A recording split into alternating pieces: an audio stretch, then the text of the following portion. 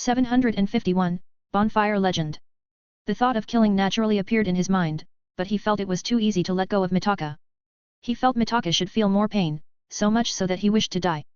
To be honest, when he saw what Mitaka was about to do to Misaki, he wanted to blast this guy's head into mincemeat, but he quickly endured it since the place wasn't right, and he didn't want to make Misaki have a trauma. Instead, he should commit a well-planned crime scheme by erasing Mitaka and his family, such as putting their bodies into a barrel filled with cement before he kicked him to Tokyo Bay. Whether it was sooner or later, Mitaka's future was already gone after what he had done. However, before all of that, he had to calm Misaki, who had been crying in his arms. "It's all right. It's all right. I am here." While he calmed her down, he also called his subordinates to pick up Mitaka. Turning Mitaka into a fish pellet on Tokyo Bay might be good, but he felt it was too easy for Mitaka, so he was going to mess up Mitaka's life. "I am here, okay." After that incident, he brought Misaki to the spot where he usually stayed before his club. To be honest, he also didn't expect this incident to occur since he had always thought of Mitaka as a rational person, yet love was like this. It turned people irrational and messed up their minds with emotion. Everything was in the name of love. No matter how cruel and disgusting one had done, as long as love was involved, it would turn into a sacred.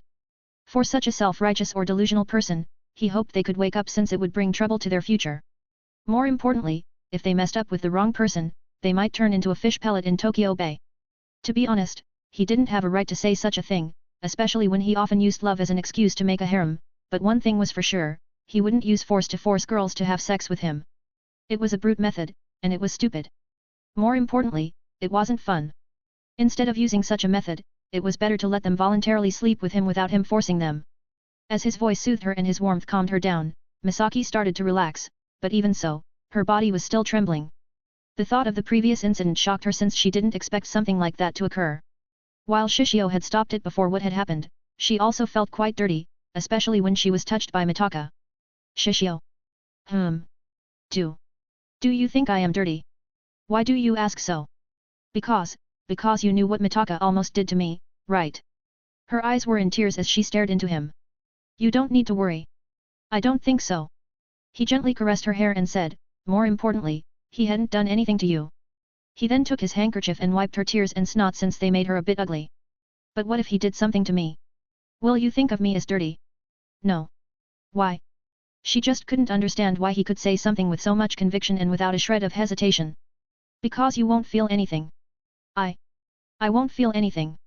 This answer dumbfounded her. "What do you mean? Do you think with Mitaka's size, he can satisfy you? Even if he puts his thing on you, you won't feel anything." Misaki didn't know what to say at that moment, but when she thought about the sex she had with Shishio, she somehow believed in his words. The sex which his women had with him was already an unforgettable experience. If they somehow broke up in the future and they found a new partner, Shishio believed that they wouldn't be satisfied. Instead, they would only lie on the bed with a dumbfounded expression in a daze. Then, when their partner asked nervously, Does it feel good?" their expressions would turn awkward before they would act like they felt good. It feels good." Leaving their partner ignorant, without knowing that it didn't feel good. Their bodies just couldn't live without him anymore, so even if in the future their hearts might belong to someone, their bodies belonged to him. However, such a thing probably wouldn't happen since someone who dared to touch his woman would mean it would be an instant ticket to becoming a potato farmer, miner, or crab fisherman. Either way, even if they didn't die right away, it didn't change that their future was already bleak. "Lastly, do you think that I will just leave you because of that?" Shishio stared into Misaki's eyes and said with conviction, "Misaki, you're my woman. You're my responsibility. If you are hurt, it is because I can't protect you. There's no way that I will blame you and throw you aside just because of my incompetency. You're not incompetent. It's my fault that I came here. If I didn't come here, then it wouldn't happen." There was no way for him to be incompetent, and it was her fault that she didn't think about what would happen to Mitaka. "It's okay. Neither of us is at fault. If there is someone at fault, then it is Mitaka." The fault wasn't on them but on Mitaka. He didn't want her to fall into self-blame because of this matter. Misaki looked at him for a moment before she hugged him tightly. He also didn't say anything and just hugged her. "So, what will happen to Mitaka?" Misaki was no longer calling Mitaka by his first name since, with what happened previously, their relationship had already been flushed into the toilet. However, she was still scared of Mitaka since Mitaka was her neighbor and he was still in the same school. What if he attacked her again? However, she knew that as long as Shishio was around, everything was all right. "It's okay. You don't need to worry. I have prepared his transfer right away. Transfer? Misaki was surprised. Really? Yet. Shishio nodded with a cold expression. Did you think that he could get away with what he has done? He has touched my woman, and of course, he will receive a punishment. She blushed when he heard his domineering words, telling her she was his. Those words were selfish since she wasn't an item, but she just loved it. Yet, she was surprised by his power. Is that possible? Yes. Shishio nodded. Even now, his parents are also moving, so you don't need to worry that you will meet him when you go home. She was dumbfounded. This was the power of the rich. To be honest, it felt so great to have such a man since she could rely on him and be protected by him. However, what he didn't tell her, he was also going to cut down Mitaka's wee-wee, so this guy couldn't do any harmful acts while also throwing him into the Bering Sea to fish a crab. To be honest, he wanted to send Mitaka to the Indian Ocean to fish for squid, but he didn't have a connection in that area, so he could only bear it with a crab. Shishio. Can we go back? Knowing everything was all right, Misaki sighed in relief, but she still wanted to go back since she didn't want to stay at school. She thought that the memory of her last cultural festival would be amazing, yet it was so horrible. She just wanted to go back and spend time with him, having sex with him, so she could forget everything. Yet, his answer made her dumbfounded. No. No. She was confused. Why? There is a bonfire dance. Let's have a dance together. He knew that Hikigaya should have informed everyone, so he didn't need to worry about the rest of his women about what he was going to do since it was impossible for him to go back while letting her have such a horrible memory during her last cultural festival. Why?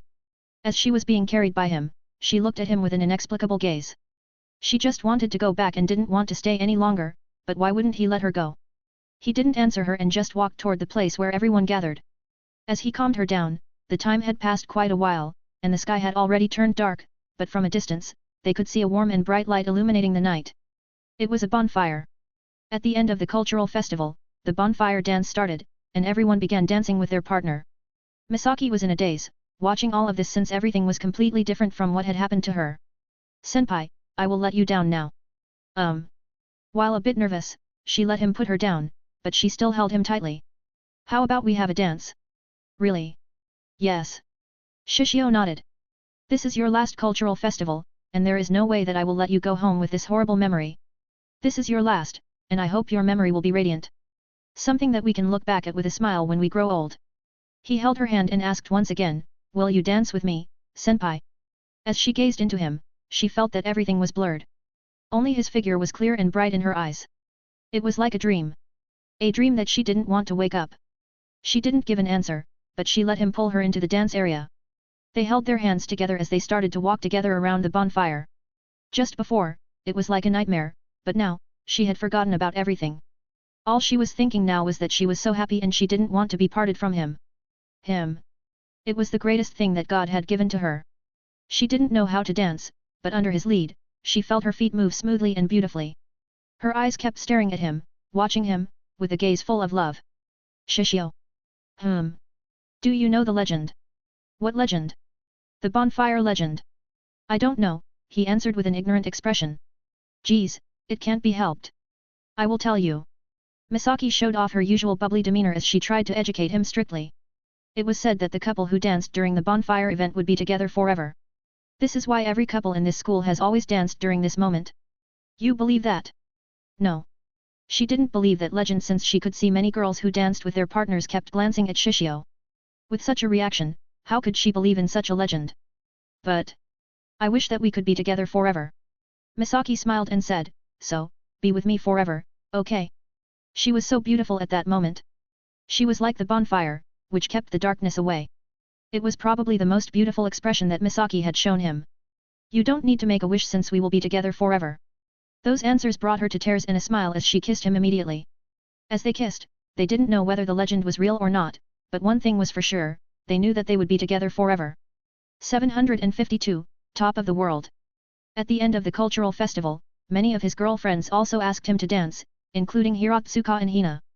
Anyway, it was a fun time, and no one thought too much, even if they asked him for a dance since there were too many girls around him. Even those who had a boyfriend also tried to ask him to have a dance. Unfortunately, they were all rejected without a doubt. Shishio looked at the guys who were being abandoned by their women while shaking his head. For a woman who couldn't even have respect for their men, he didn't have any interest in them. What they had now was only their youth and beauty. Once those were gone, everything was gone. Even if Shishio might accept them, he might only play with their bodies before he throws them when he gets bored. He was cruel, but weren't the girls cruel too? Yet, somehow, he knew that those guys wouldn't do anything even if their girls did this to them. Instead, they would act humble and forgive them since they were still in love with them. Still, it was their decision, and he wouldn't bother to talk with them since this was the decision that they had chosen. Even if he talked to them, they would still stubbornly believe that their love would be answered soon, which made him sigh, so in the end, he decided to bring all of his women to the hot spring resort. During the cultural festival, they were busy. They worked on many things and sometimes spent their time working until late. More importantly, Shishio also wanted to rest. He almost died, so for now, he just wanted to enjoy his life, so this time, he brought all of them to his hotel, which was located in Atami, Shizuoka, which was known as one of the famous hot spring spots in the country. It was also a good change of pace, especially after the bad experience which happened at the cultural festival. Wow! So this is the hot spring resort. Rita looked at the resort in amazement since it was her first time coming here. She might have spent her time in this country quite a while, but she rarely walked out from Sakurasu. If Shishio wasn't around, she might only spend her time on Sakurasu most of her time and only walk out to buy food at the grocery or convenience store. However, this time, he had told her to stay for a few days and joined this trip. It's a Ryukan. Ryukan. You can say that it is a luxurious traditional hotel. Luxurious, hey. The luxuries in this country were different from her country. The luxurious hotel in her country would be like something like a skyscraper, or anything, which was grand. Yet, this country was different. But this difference wasn't bad. The design of this hotel was quite simple, and the color of the building was a neutral color, but even so, she could feel the detail and the delicate beauty of the building, which was crafted by experienced craftsmen. It was something she had never seen before since, instead of embracing brightness and perfection like those five-star hotels in the West, this hotel embraced the darkness and imperfection, which showed a different type of beauty. Even so, she could tell that it was luxurious, especially when they were greeted by many waitresses, who bowed their heads respectfully in kimonos. Their hair was done carefully, and their makeup was done in a detailed manner, fully showing what Japanese beauty was. Welcome. Their voices were gentle, yet they were still respectful, but even so, his women gathered around him since, as a woman, they could tell that even if those waitresses seemed respectful, they weren't much different from hyenas. All of them wanted to change their fates, and the fastest way was to sleep with him. Shishio was speechless, but he walked into the room which was prepared for him. As for the rest, they walked around curiously since it was a rare time for them to go to this type of hotel. Look! Look! Shishio! You can see the sea from here. The hotel was built on a cliff, which was quite a unique location, but this was a great place since they could see the sea and the sunset and sunrise from various spots of this hotel. While the young one was more interested in the scenery, the older ones were more interested in the hot spring. This place is huge. Yeah, we can enter together. Why are you all looking at me? Shishio seemed like an innocent boy. They only rolled their eyes and thought that this guy was really such a bastard, yet this pure boy play somehow made them quite interested. Shishio had always been in the dominant position, so they wanted to test how it felt to do him when he acted like an innocent boy who knew nothing. Shishio-kun, I will teach you later, okay? Ayaka Sunoara moved closer and whispered those words to his ear.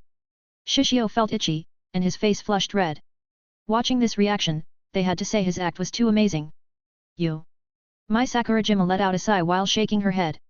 The Oscar will be in your hand sooner or later. Forget about Oscar. I might get a Nobel Award. However, he suddenly fell into deep thought. Maybe, I should create my own award in the future. Do you not want to become a Kyoto governor or prime minister? Yukinashita sighed and then held his hand. Let's see your room. Your room should be the most special one, right? Sure. While they might sleep in the same room in a group, they knew that Shishio had a special room, and it should be the most special one. As expected, the moment they entered his room, they realized what it meant to be rich. His room was huge, and there was this double window, which was made from glass and shoji, Japanese paper screen. While the interior was simple and minimalistic, with only flower arrangements and scrolls hanging in the room as decorations, this didn't seem to make this room seem cheap. Instead, this design highlighted every part of the room, from materials to placement and details. There was a veranda and also a private hot spring where one could watch the scenery of the sea and the cliff, which was planted with many plum trees. If they had to say, Shishio's existence was like the daimyo, Japanese feudal lord, in the past. As for his women, like those daimyos in the past, they were all his mistresses, and they knew that their fates were sealed. Inside the room, they would show their lewd and distorted expressions, forgetting everything and only focusing on pleasure while also trying their best to give him the best night. Hana-san, let's go to the hot spring first. Hiratsuka looked at Hana. She didn't think that Shishio would date Hana. Instead, he brought Hana because she thought that Hana would be lonely since her daughter was going on a trip with Shishio. Sure. Hana nodded before sighing in a complicated mood.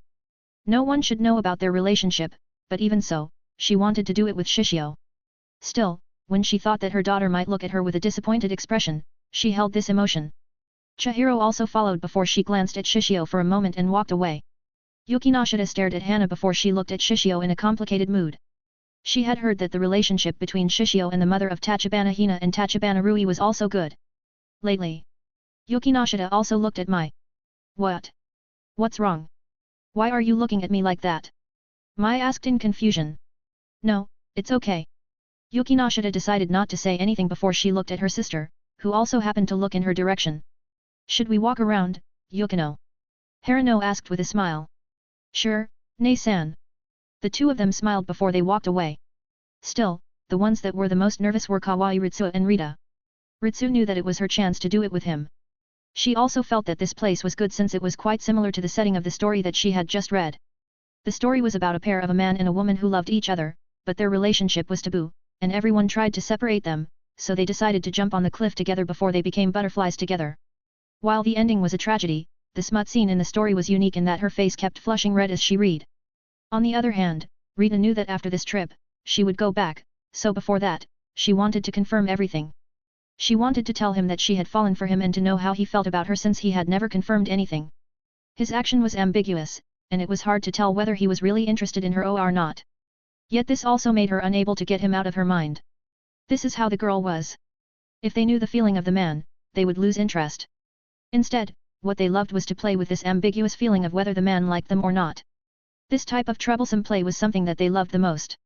Naturally, Shishio knew this, and this was what he did to Rita. As everyone had enough to observe his room, they started looking around the hotel, asking what kind of foods they would eat tonight. Watching them leave, he thought he should take a bath quietly while thinking that he was already on top of the world and no one could stop him in this world anymore. Everything was peaceful, and he could spend his time with his women. Still, he felt that he lacked and that something was an ambition. When Yujiro was around, while it was dangerous, Shishio had the desire to become stronger, and it made him work harder. However, Yujiro was gone. No one in this world could threaten him anymore in this world, so what should he do now? While he was in deep thought as he gazed into the ocean, a voice interrupted his thought. Shishio-kun. He turned and saw Ritsu was there. Are you okay? Ritsu asked worriedly since she could tell that his expression seemed so lonely for some reason. Probably, I am not, so stay with me for a while, okay? Ritsu stared at him in a daze, feeling her chest stuffy as if she couldn't breathe, but even so, she moved closer to him and thought that she wanted to be by his side forever. Still, she thought for a moment and wondered whether there was a way to cheer him up. She thought for a moment before her face started to blush. She looked at him hesitatingly before she made up her mind. Do you want me to take bath Togarchayu? Neither of them talked, and only the noise of the waves could be heard, but once again, Ritsu bit her tongue. 753, Mother? Ritsu might bite her tongue, but it didn't change her decision to bathe with him. This was a bold action for her, and her face was as red as a ripe tomato. Shishio kissed her since this girl was so cute. Ritsu. Let's go. As he held her hand, Ritsu realized that she might be more excited than him in this matter. Yet even if she was excited, she was so nervous at that moment. The two of them entered the private bath in his room and removed their clothes. Ritsu felt so nervous and wondered whether she should remove her clothes immediately, but she was so embarrassed. She took a deep breath before staring at Shishio, who had removed his clothes. Strangely enough, besides a carnal desire, she was calm. It might be because he was often seen naked several times, and she also tried to peek at what he was doing with the girls, so instead of panicking, she wanted to touch his body. She stretched her hand, touching his arm slowly, tracing it from high to low until he held his hand. What's wrong? No, nothing. She shook her head, panicked, and wanted to pull her hand, but he held it. It's okay. You can do whatever you want. It was like a whisper of the devil, which told her that it was okay to tell him about all the fantasies she had in her mind.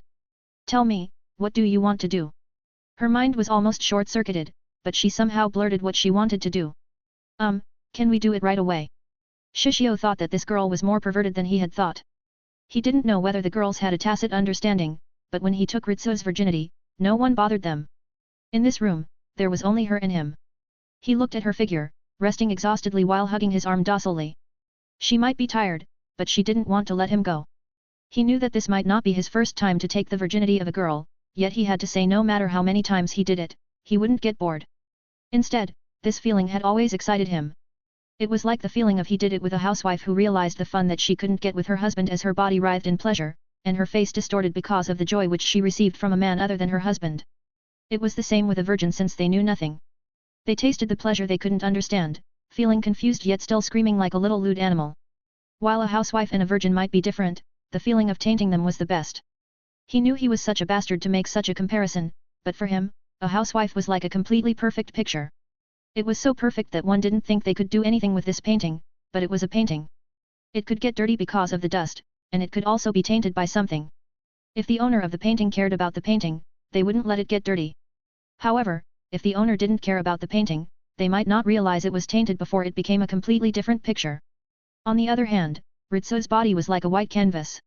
It was still a white canvas, clear, without any taint. It was beautiful, but he tainted them anyway, turning her into something which she had never thought she could become. Hee. What are you laughing at? Shishio suddenly got weirded out by Ritsu, who suddenly laughed, but since she was cute, he decided to forgive her. I am glad. Because you have lost your first time. He thought that was the case, but she shook her head.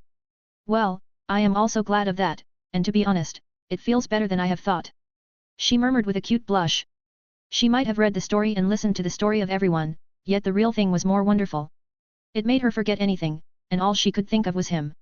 Only him. It was so nice that she wanted to do it with him more, but she was so exhausted, and this wasn't something that she wanted to express. But I am glad that I can cheer you up. You think that I am sad or something. You're not. I am. You looked into the distant sea with a lonely expression on your face. Did I? He murmured and didn't realize it. What is it? Did you fail on your court on a new girl or something? Ritsu asked curiously. Do you think that there is someone who can endure my seduction? Ritsu tried to refute, but she shut her mouth. She wanted to say he was narcissistic, but she knew this guy had an ability. No matter who the women were, he could easily make them fall in love with him. It was like how she felt toward him. When they first met for the first time, did she ever think she would fall for him? No. She had never thought about it at all since what she was thinking was only a book, and a book. Her world was a book. As long as she had a book, she didn't need anything else. However, now, without him, she might not be able to live anymore. It was something that she had never thought about since she had never thought that love would affect her so much, but it seemed it did. Leaving her matter aside, she wouldn't be surprised if he seduced a housewife. Suddenly the image of Uegahama Hana, who also joined them on this trip, also emerged, and she couldn't help but doubt her relationship with Shishio. However, she quickly shook her head since she felt it was better to think about something else, especially when she was quite exhausted. She didn't have enough stamina to take care of the two problems. So, what is it? Is something bothering you? Ritsu asked worriedly. Shishio smiled and gently caressed her hair. You're so gentle, Ritsu. Geez, don't treat me like a child. Ritsu murmured, and once again, she blushed. The two had only dated for a short time since they started dating during the cultural festival. In those times, it was also impossible for him to stay with her all the time since he had a lot of women, so their time to be intimate was quite rare. They might have kissed, but she also longed for this type of interaction where she could act like a baby and help him solve his problem. If I have to say, I am just not sure whether I should really take your first time immediately, but since you were so perverted, then it couldn't be helped. Ritsu wasn't sure what to say at that moment, but one thing was for sure, she was going to bite him. Ouch! Ouch! Ritsu, calm down. As the two had fought on the bed, they lay on the bed and decided to take a nap. Shishio aside, Ritsu was just exhausted. As she slept, he thought about his problem, but he knew he shouldn't announce it since this wasn't something he should talk about with someone. He also was sure that his girlfriends also wouldn't understand his problem. He was also afraid that they might do something irrational to help him. To be honest, his problem wasn't much different from Yujiro's. It's boring. He felt that after he got so many women and married them, what would he do next? Yet, unlike Yujiro, who was extreme, he wouldn't have children, so they could try to defeat him. He wasn't someone who would do something outrageous. Still, his goals were clear, and it was to allow polygamy in this country, but then, after that? After he has finished all of that? Was he going to just spend his time with his women all the time, doing lewd things all the time? If he did so, he was afraid he might change in the future. This change was bad since he knew it would make him extremely lazy and lustful. He might even get bored of his women, even if they were beautiful. To be honest, this wasn't something strange. Instead, it was something normal since there were many pairs of married couples who got bored of their wives even if their wives were so beautiful. While he didn't think it would happen to him, considering his needs in that area were quite large, he thought he needed to have a certain ambition, which he wanted to achieve. As he was in deep thought, he started to get sleepy before he took a nap with Ritsu. In the evening, the two of them had woken up and enjoyed the hot spring in this hotel.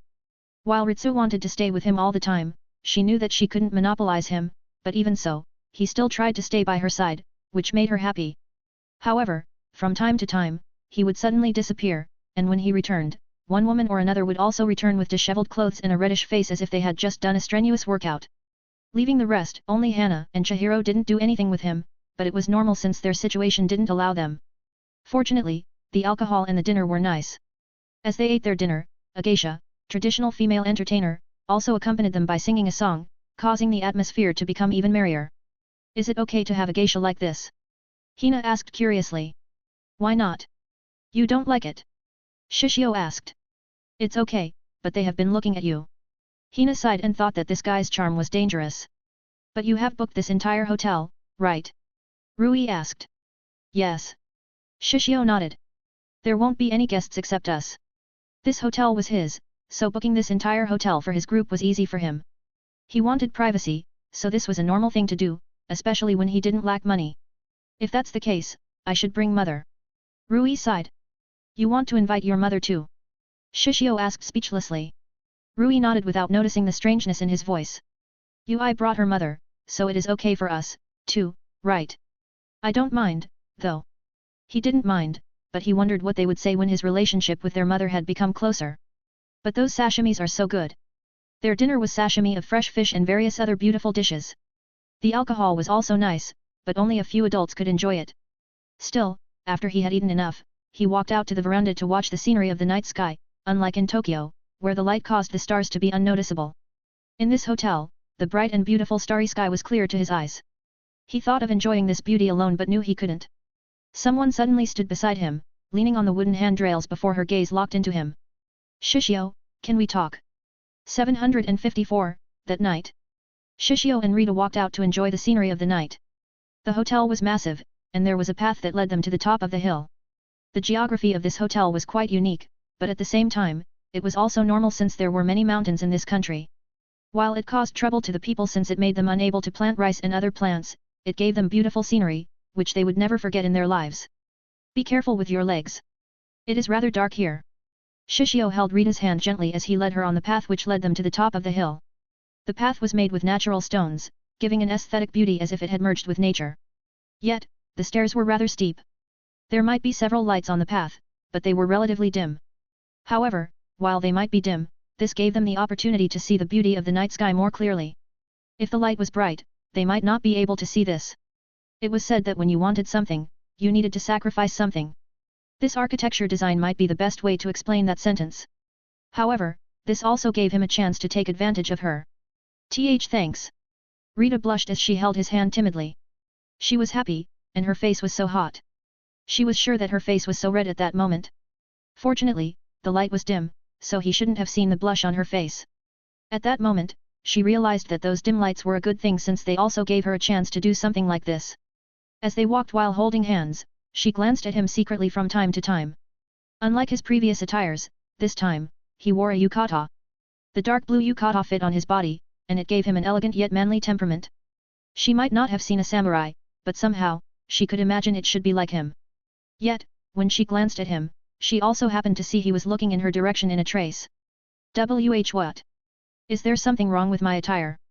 Rita asked nervously while trying to hold her hair. Similar to him, she also changed her overall appearance since she tied her hair in a bun, showing her beautiful nape. She also changed her attire into a color similar to a yukata. She might be coming from England, but even so, when she dressed in these clothes, he almost couldn't take his eyes off her. She was just beautiful. You might have often heard this from many guys, but you're so beautiful now, he said sincerely. Rita's face was so red as she blinked her eyes several times, but she couldn't hide her smile and shyly answered, thank you. It's my first time wearing this, and it is quite good. So, it's not perfect. She looked at her chest and sighed. My chest is on the bigger side, so it is rather hard to wear it. Do you know of it? It's like wearing a corset. I am a man. How do I know how to feel wearing a corset? His lips twitched, but he knew that a yukata was suitable for those who had slender bodies. As for those who had bombastic bodies like Ayaka Sunoera or Nana Sunoera, they had trouble wearing them. Still, were Rita's breasts on the bigger side? He might need to confirm in the future. Do you want to try it? Sorry, no. Why not? You should try it. Rita laughed. As they exchanged their useless banters, they kept walking toward the top. Their conversation might not have a meaning, and it was all over the place, but even so, it was so much fun. Rita also had never thought the guy who made her so frustrated would be someone irreplaceable in her heart. Their meeting might not be that long, but even so, he was already inside her heart, and she might not be able to forget him even if she returned to England. Return. Unlike Sheena, who was going to stay in this country, Rita had to return, and the thought of parting from him made her sad and also frustrated, since if she really returned to her country without being able to say what she felt in her heart, then, we have arrived. She looked up and saw a minimalistic gazebo carefully crafted along with wooden guardrails, which were placed around the top of the hill. Come on. As she was pulled by him, they walked to the edge of the hill, watching the scenery from the highest point. The sound of the waves, the bright stars, and his existence on her side. Everything was so beautiful that she couldn't find words to describe all of this, but more importantly, having him by his side, she had never thought much of this before, but she had never felt so complete, which caused her to hold his hand tighter. It felt like the missing puzzle in her life was found, giving them indescribable happiness, yet also worry since she didn't dare to convey the feelings in her heart. After all, she was afraid when those words were uttered, everything would change. I am glad. I am glad I can see this scenery with you before you return to England. Shishio turned and smiled at Rita. Unfair. How unfair? How could you say something like that so easily? She was so frustrated since her heart was beating so fast, and she was unable to calm down. She also felt that it was unfair since her heart had been thumping and her mind was constantly thinking about him, yet what about him? It was so easy for him to make her feel like this, and he had always been so calm. She didn't know what he meant by those words. What does he feel about me? Does he like me? She kept thinking about those questions in her heart again and again. You know. Sometimes, I wonder why we have to convey everything with words. Shishio looked into the distance and let out a sigh. But I also know that if we don't convey it with words, we might not understand each other, so I will say this. You annoy me. Rita. This was my first impression of you, and I am sure you think the same as me, right? Well. Rita didn't deny it since this was her first impression of him. However, as we meet, communicate, and be together, I also understand many things about you. You have your own problems, worries, difficulties, and many others, which lead you to how you are. In the beginning, I just wanted to help you since you are Mashiro's best friend. You're one of the most important people in her life, so I am helping you. Rita nodded, trying to hold back her tears. I know. I know that you love Mashiro so much. She bit her lower lip, thinking that everything he did for her was nothing but for Sheena. As for her, it was by now that she realized everything was an illusion. It was only a beautiful dream. Once she woke up, everything would disappear like a bubble. But I have realized that along the way, my thoughts have started to change. You might annoy me. Hey. But I can't deny those are good memories, and I will be sure to treasure them. Shishio. She looked at him in disbelief. He turned his gaze to her before gently wiping the tears from her eyes with his thumb. From how you sulk, your shy expression, laugh, and awkward seduction. I will remember all of them. You don't need to remember the last one. Rita was mad. Sorry, that's impossible. Rita. However, I also know that you will leave. You won't stay in this country forever, and you will go home soon. Shishio, Rita wanted to confess since, as he had said before, she wouldn't be here forever, and she would return soon. As for when she was going to return to Japan? She wasn't sure, but it would take a while for her to return. Don't interrupt me. Let me finish my words first. As a man, let me be cool, okay? Rita pursed her lips, but she didn't complain and waited for him to finish. Our days might not always be happy, but they're irreplaceable for me. I am going to treasure all of them, and at the same time, He couldn't finish his words since his lips were kissed. Shishio. I love you. As their lips parted, she hugged him tightly. I love you. I love you. I love you. She couldn't hold her feelings anymore, and they just gushed out from her heart. She loved him so much that she always wanted to be with him. I know. Shishio patted her back gently. Rita was speechless and then angrily asked, don't say that. What did you think about me? Are you not clear already? Didn't you say you wouldn't understand if you didn't convey it? But you understand, right? No. Tell me. Tell me. She was being unreasonable. She rubbed her face against his chest as she made a fuss like a little kid who asked her mother to buy her a snack. Geez, it can't be helped. Her chin was suddenly lifted, which caused her to be stunned since his face was just so close. Rita, I love you. She was in a daze, blushed and shy before she burst into a beautiful smile. I love you too, Shishio. She hugged him tightly and didn't let him go since, with this limited amount of time they shared, she wanted to imprint his existence into her as much as possible. Their feelings were conveyed, and they didn't have any more regrets in their hearts. As they sat on the bench, they watched the last scenery they shared together. She might be gone, but it didn't mean they would part away forever. She will definitely return. No, she was going to give him a surprise. However, she could think about all of that later. As she leaned her head on his shoulder, she held his hand tightly as she watched everything which they shared in this place, and as he had said before, all of this would become a treasure in her heart. Shishio. Nothing. You're so annoying. How cruel. Is that something you say to the girl that you love? As they bickered with each other, they thought that everything was just beautiful. 755, friend. The happy times have always been short. After that small escape, they returned to their everyday life.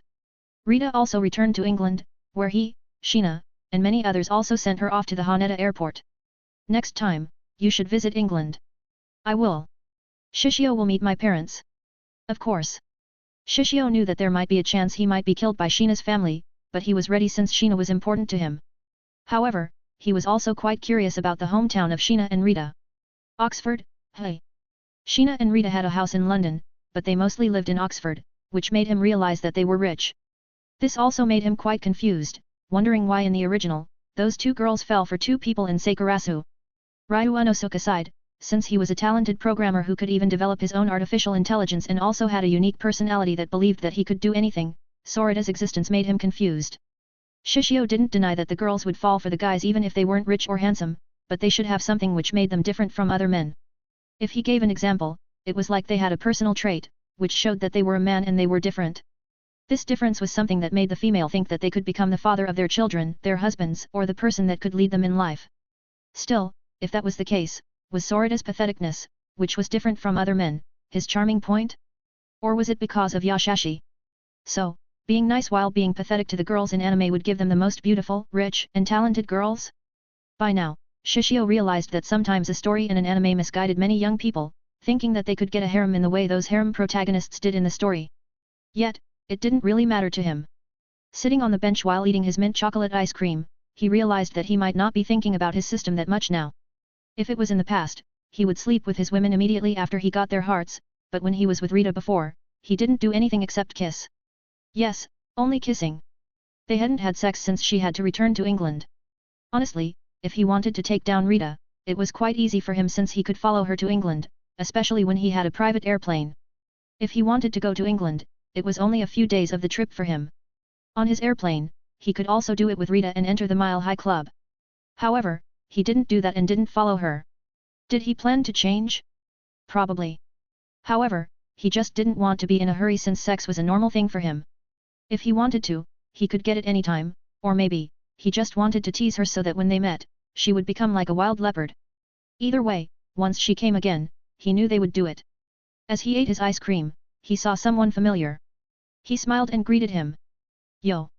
Yo. Hikigaya didn't sit on the bench first but looked at the vending machine, wondering which ice cream he should choose. He was about to put his money in, but someone beat him first. I will treat you. Choose whatever you want. What is it? Why are you being kind to me today? Hikigaya asked suspiciously. You don't want to. I have never said that. Hikigaya didn't hesitate and chose the most expensive ice cream, which was a premium Belgium chocolate ice cream. He glanced at Shishio, but his expression didn't change much, which made him sigh, thinking that this was the world of rich. He took his ice cream and opened the package before he sat next to him while eating his ice cream. Senpai. Thanks. Why are you thanking me like this? Hikigaya didn't get weirded out but looked at him in surprise since his gratitude was so sincere. Did you forget your text to me at the cultural festival? If you didn't text me. Shishio's expression became quite gloomy, which caused Hikigaya to want to run away since he felt like he was sitting on the side of a bloodthirsty beast, but suddenly Shishio calmed down. Still, thank you. No, it's okay. Hikigaya took a deep breath and calmed himself, thinking Mitaka wanted to commit suicide. So, nothing happens, right? Yet. What did that guy plan to do? Hikigaya might have seen Mitaka several times, especially when that guy was so popular, which made him not have a good impression of Mitaka. Rape. Are you serious? Do you think I am joking? Hikigaya was so glad that he texted Shishio. It's good that nothing has happened. Yeah, I am glad too. Hikigaya was a bit nervous, but he asked, so, what has happened to that guy? He only remembered that even though the cultural festival had ended and many days had passed, he didn't see Mitaka anymore. Wait, don't tell me. I forced him to quit the school. Oh. Unexpectedly, it was more normal than Hikigaya thought, but he knew that with Shishio's power, it was possible. Then, I asked someone to perform surgery to turn him into a eunuch. Hikigaya. Lastly, I sent his family to the north. North? Why? So, they can become crab fishermen. Are you serious? Which one? Everything. Hikigaya thought that this guy was joking, but Shishio shook his head. It's real. I have the power to do that. Scary. Scary. Scary. However, Hikigaya sighed in relief since their relationship was good. So, I am glad you have told me since if you don't tell me, then Misaki. Shishio shook his head and asked, so, is there something you want?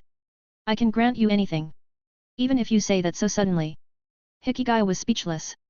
Also, can you grant anything? Do you want to pretend to be a god or something? It's not like I am arrogant or anything, but your wish is probably nothing but a mundane thing like money, a woman, or a career. The real gods on the shrine might not be able to grant your wish, but I can. There was no fluctuation in his words, and it was like he was saying that he had bought a snack at the convenience store. However, he didn't lie since giving those things to Hikigaya was something easy for him. Hikigaya opened his mouth before he closed it again. He just didn't know what to say at that moment. He wanted to say it was impossible, but when he thought about what Shishio did to Mitaka, he felt that everything was possible. This was the power of money. If this was a shounen manga, Shishio's power was like Frisia, who could conquer everything. As for him or Mitaka, Hikigaya felt they should be similar to that helpless human on earth who could do nothing except ask for help from Gaku. If you don't know what to ask, how about I give you advice? What is it? Hikigaya asked with a trembling voice since he was quite nervous. You don't want to become a salaryman, right? Yeah, I don't want to. If possible, in the future, Hikigaya didn't want to become a salaryman, which was the most common job in this country. His parents were salarymen, and the rest wasn't much different. While it was the most common job in this country, he didn't want to have such a job, especially when he thought about how he had to drink alcohol to please his superiors, being told to do overwork, work during the holiday, being tasked with unreasonable jobs, or many others, and many others. If possible, Hikigaya wanted to become a household husband, but when he thought about Totsuka, he knew he had to be the breadwinner. How about I give you several apartments? AP apartments? Hikigaya was dumbfounded. Shishio looked at Hikigaya calmly. With those apartments, you can rent them and live a comfortable life just by relying on renting. Unlike other types of businesses, which fluctuate every time, everyone needs a place to live, so you won't have to worry that you will be in trouble with finding a renter. The money might be the most, but it is the most stable. Naturally, it is in Tokyo, but it isn't in the main area. What do you think? A comfortable life where he didn't need to work under someone or do many unreasonable things while only relying on the rent. Wasn't it the best? Still, Hikigaya sighed. What was wrong with this guy? Was this guy really a god? Was Shishio the god of the new world? Hikigaya somehow wanted to worship Shishio for giving him such amazing things since this reward was probably something that he had always wanted. With Hikigaya's personality, Shishio thought that his reward should be the best thing for him. To be honest, if he didn't have a system, he might also do the same. Buying several houses before turning them into apartments, so he could live by relying on renting. It was simply a dream job for everyone. Naturally, similar to a dream, it was hard to achieve since the property price in this country was high, so the people could only dream. Don't reject me. I have spoken with my subordinates about this, and they will call you later. You can just accept them later. Hikigaya gulped and asked, why? Why did you do this? He felt that his head was dizzy from all the information. You have helped me to save my woman.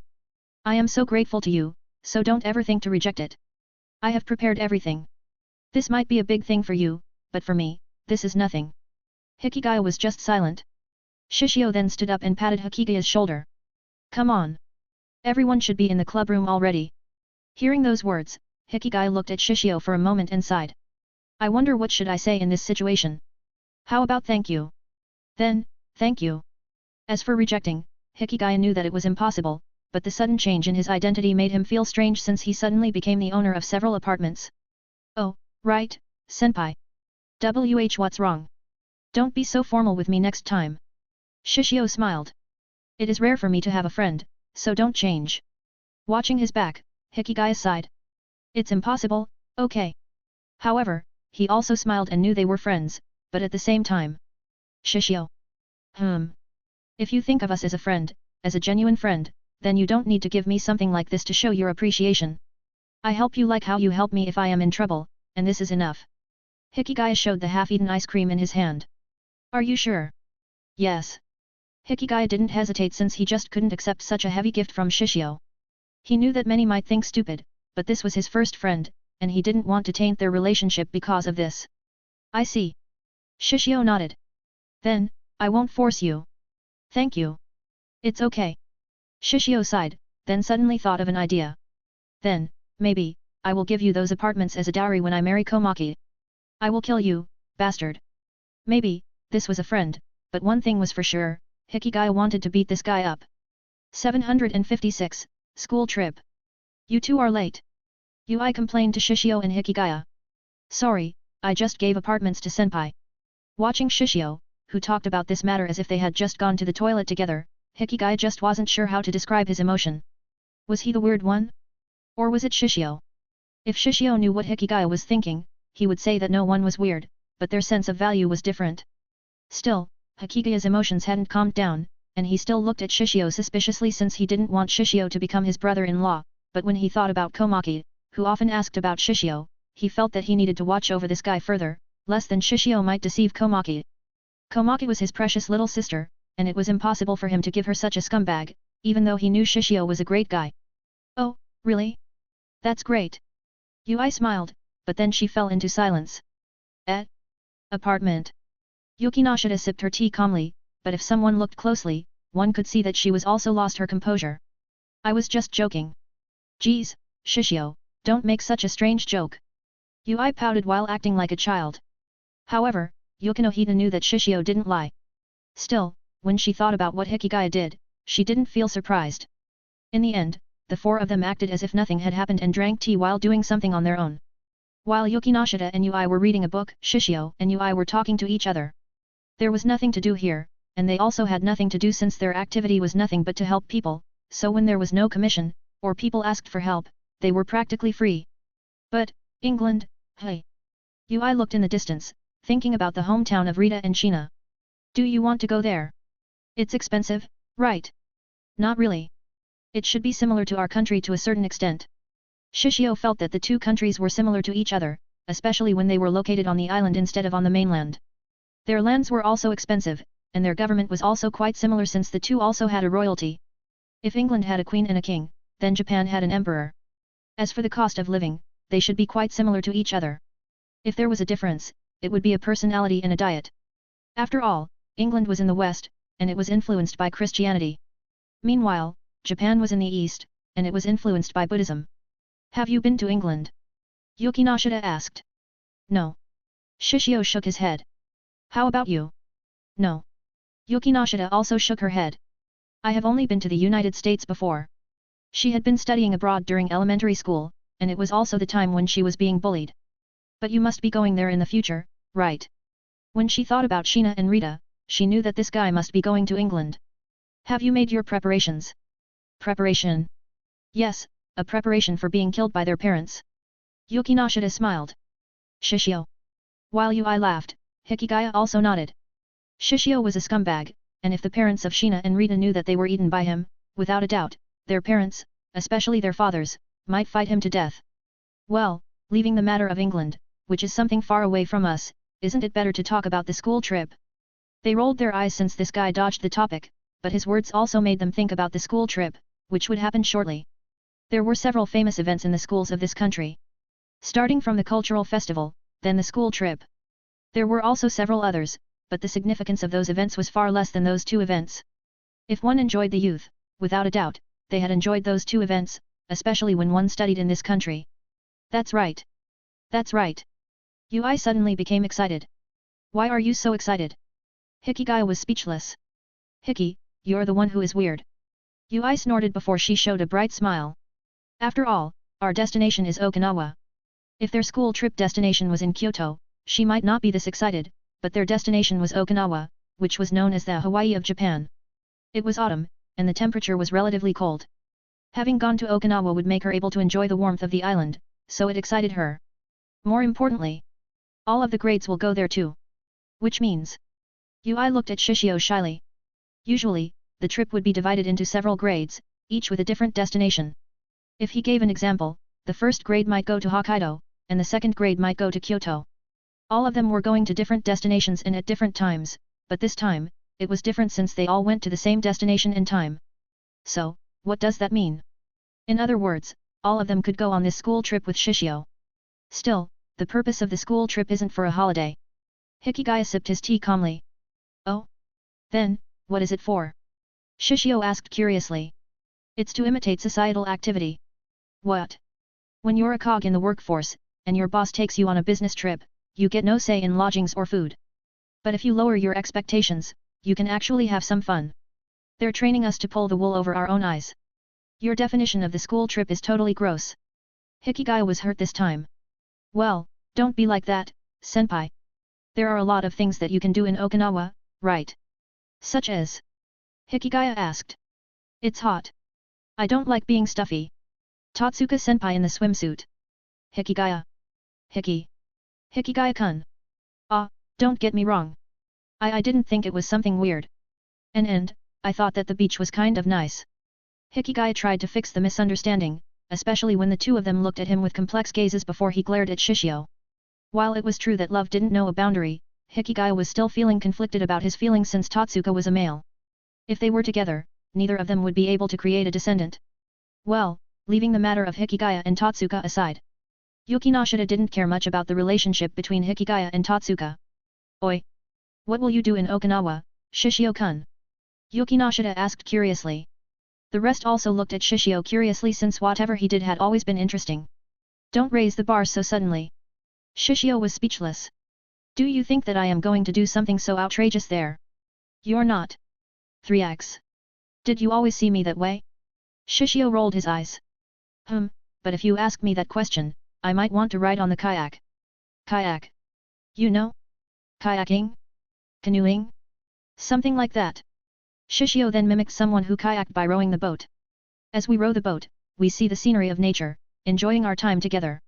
He described how enjoyable it was to kayak. That seems to be interesting. Yuki Nashida nodded. Let's do it. Let's do it. Yui was already excited. Hikigaya had already imagined how it felt to kayak with Totsuka.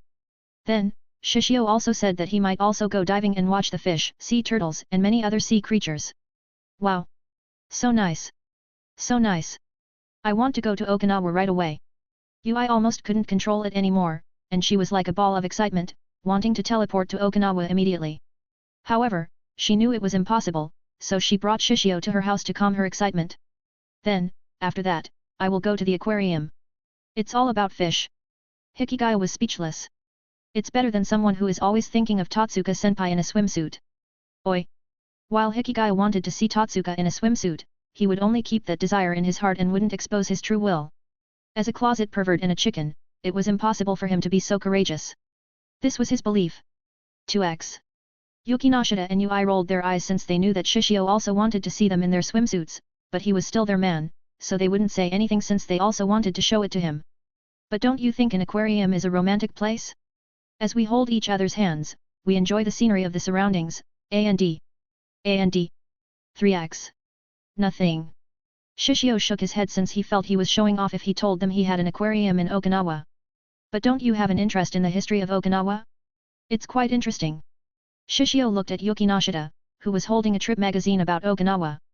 Well, I would be lying if I wasn't interested in it, especially in the martial arts of Okinawa. Martial art? Hikigaya was confused. However, Ui and Yuki Nashita nodded. They knew that Shishio was a powerful martial artist, so it was normal for him to have an interest in martial arts. I have heard that the royalty martial art during the Ryukyu kingdom is powerful. Let's look into it later. Okay. As they talked about martial arts, Hikigaya was also interested, but as they talked, wondering whether there was a hidden master on Okinawa, the door of the clubroom was knocked on, and it was opened. Hi. Shishio turned and saw two guys. He looked at them for a while and fell into deep thought. Ugh. He had an enhanced memory, but if he didn't have an interest, he might have forgotten about the names of those two extras. Hayama-senpai? Tabi-senpai? What's wrong?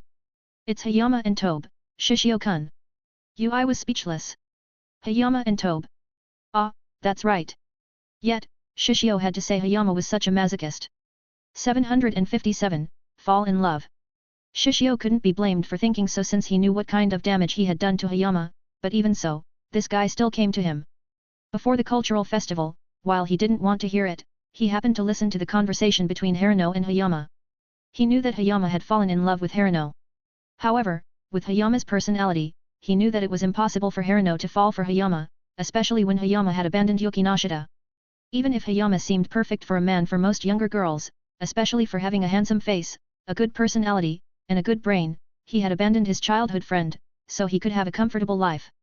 For a partner in life, it definitely wasn't the trait that was sought after by Harano. After all, in the future, if they were faced with a similar situation, he could also be able to abandon Harano, so he could have a comfortable life. A man who couldn't be relied on, couldn't lead their woman, and couldn't protect their woman definitely wasn't the man that was sought by Harano. No, most women would also think so. This was also the case with the current situation. It was also why Shishio lost his respect for Hayama. Even though Hayama knew that Shishio had damaged his pride, fought, and stolen the woman he loved, he still came to rely on Shishio, doing many wonders whether he had a taste for NTR. Shishio couldn't understand Hayama, but this guy wasn't a man. Somehow, he could imagine that even if he slept with Hayama's wife and mother in the future, this guy could still maintain a bright smile when he faced him. He wasn't sure whether this was amazing or not, but he couldn't do what Hayama did. Even Yuki Nashita also looked weirdly at Hayama, feeling strange. She glanced at Shishio, who also felt confused before she shook her head. She knew that her sister had been eaten by Shishio, so she wondered what kind of expression Hayami would show when he knew it. Somehow, it made her happy and chuckle for some reason. Her sudden chuckle stunned everyone since, without a doubt, her chuckle was beautiful. She noticed that everyone was looking at her, but she calmly smiled. Sorry, I just thought something funny. Hayama wasn't sure, but he felt that this chuckle was aimed at him. However, it didn't really matter since he had something to discuss with the service club. No, it should be his friend who had something to discuss with the service club, and he was just accompanying his friend, but even so, he hoped that the service club didn't help his friend since he was afraid the request of his friend would cause a crack on the relationship of everyone. Can we help you? Yuki Nashita asked. He needed help with something, so I brought him here. Hayama was quite awkward for some reason. Tobe looked around before he looked at Shishio fiercely. He was like a bull who saw a red color. He just wanted to be charged going forward and crashed into the wall before he bled profusely. If Hayama wasn't on his side, he might have become even more reckless. Tobe took a deep breath before he widened his legs and bowed his head deeply. Shishio-sensei, please teach me about love. Suddenly, the clubroom fell into silence. So, you want to learn about love? Yes, sensei. Stop calling me, sensei. Yes, Oga-kun. As Tobe was forced to calm down, they sat face to face, but even so, Tobe was looking at Shishio respectfully. However, everyone was speechless by Tobe's action since they could even see Tobe's eyes burning in flame. They wanted to slap their foreheads, feeling quite dumbfounded by his action. Shishio sighed, but he asked, did you fall in love with someone? Tobe blushed and nodded shyly. I see. Shishio nodded, but he didn't feel curious. There is one thing that you have to do if you want to make her fall for you. Oh? What is it? Tobe quickly asked in excitement. Hikigaya, who acted like he wasn't interested, also perked his ear. Hayama, who showed an awkward smile, also listened carefully, even if his expression didn't say so. Yuki Nashita and Ui also looked at Shishio curiously.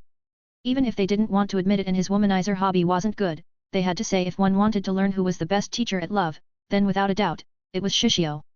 Don't put her on the pedestal. Don't put her on the pedestal. Tobe was confused. What do you mean?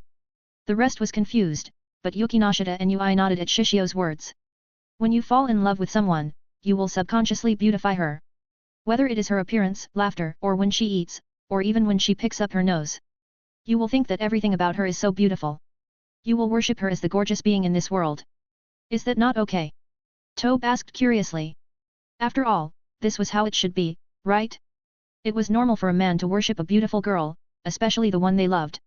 They would try to be careful and try not to anger them. They would also try to please them as much as they could since they wanted to make their girl happy, right? This was a normal thing, right? As Tobe said, his reasoning, Hayama and Hikigaya nodded since this was probably how they felt. However, unexpectedly, Shishio, Yui, and Yukinashita shook their heads. If you do that, she will think you're annoying. In her eyes, you're disgusting. The former was Yui, and the latter was Yukinashita. Unlike Yui, Yukinashita didn't have mercy. Really? Hearing the words of two girls, Tobe panicked.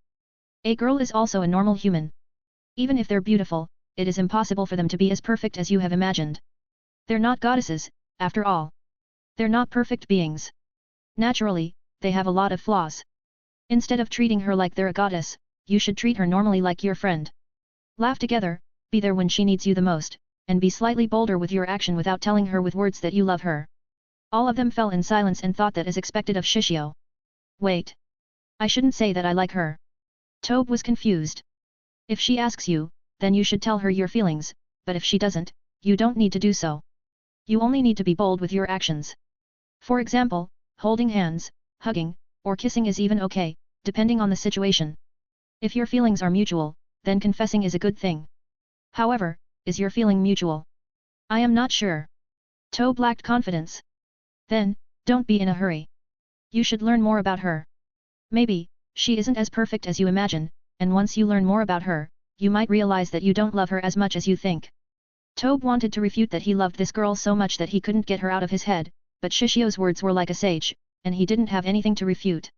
We, a man, have an advantage in choosing a girl. You can choose as much a girl as you want to see whether he is suitable to become your partner in life and the mother of your children. Girls don't have that advantage. They can only wait for their prince in the white horse to come. Naturally, some of them are bolder and will approach the man she loves, but it doesn't work in many cases, right? Shishio looked at Hayama, and everyone also did so. Hayama showed an awkward expression since Shishio's words reminded them of their acquaintance. Yumiko Miura. Everyone was clear that she had a feeling toward Hayama, but he had never said anything and just put her by his side, so he could stop the advance of the other girls. Not only a man who had unrequited love, but a woman also could have unrequited love. But well, you know? This might seem weird to me to say this, but what you need to do is to be confident and tell her that she is the only one after you have learned all of her everything, whether it is good or bad points, but even so, I have to say gaining this confidence might be the most difficult thing, so for now, you should improve yourself. I need to improve myself. Tobe asked in confusion while pointing his finger at himself. Many might say to be yourself, but I disagree. What you need to do is to be the better of yourself. You keep learning, so you can become a better man.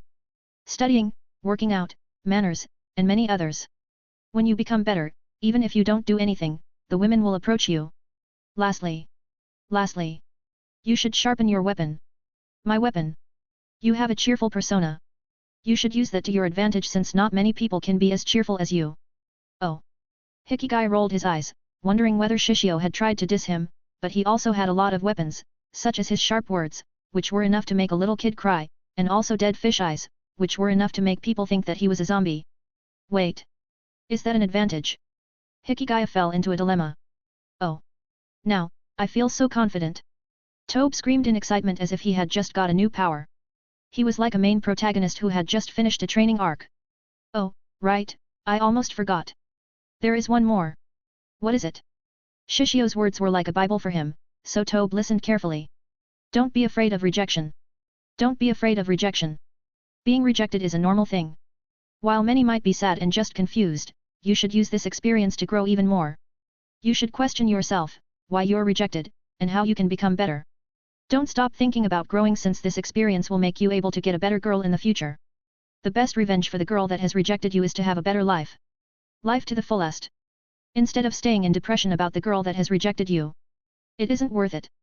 Thank you, Oga-kun. Tobe was crying and felt that Shishio was even kinder than his parents at that moment. Still, everyone also nodded since, from Shishio's words, they learned a lot of things. By the way, who did you fall in love with? Yui asked curiously.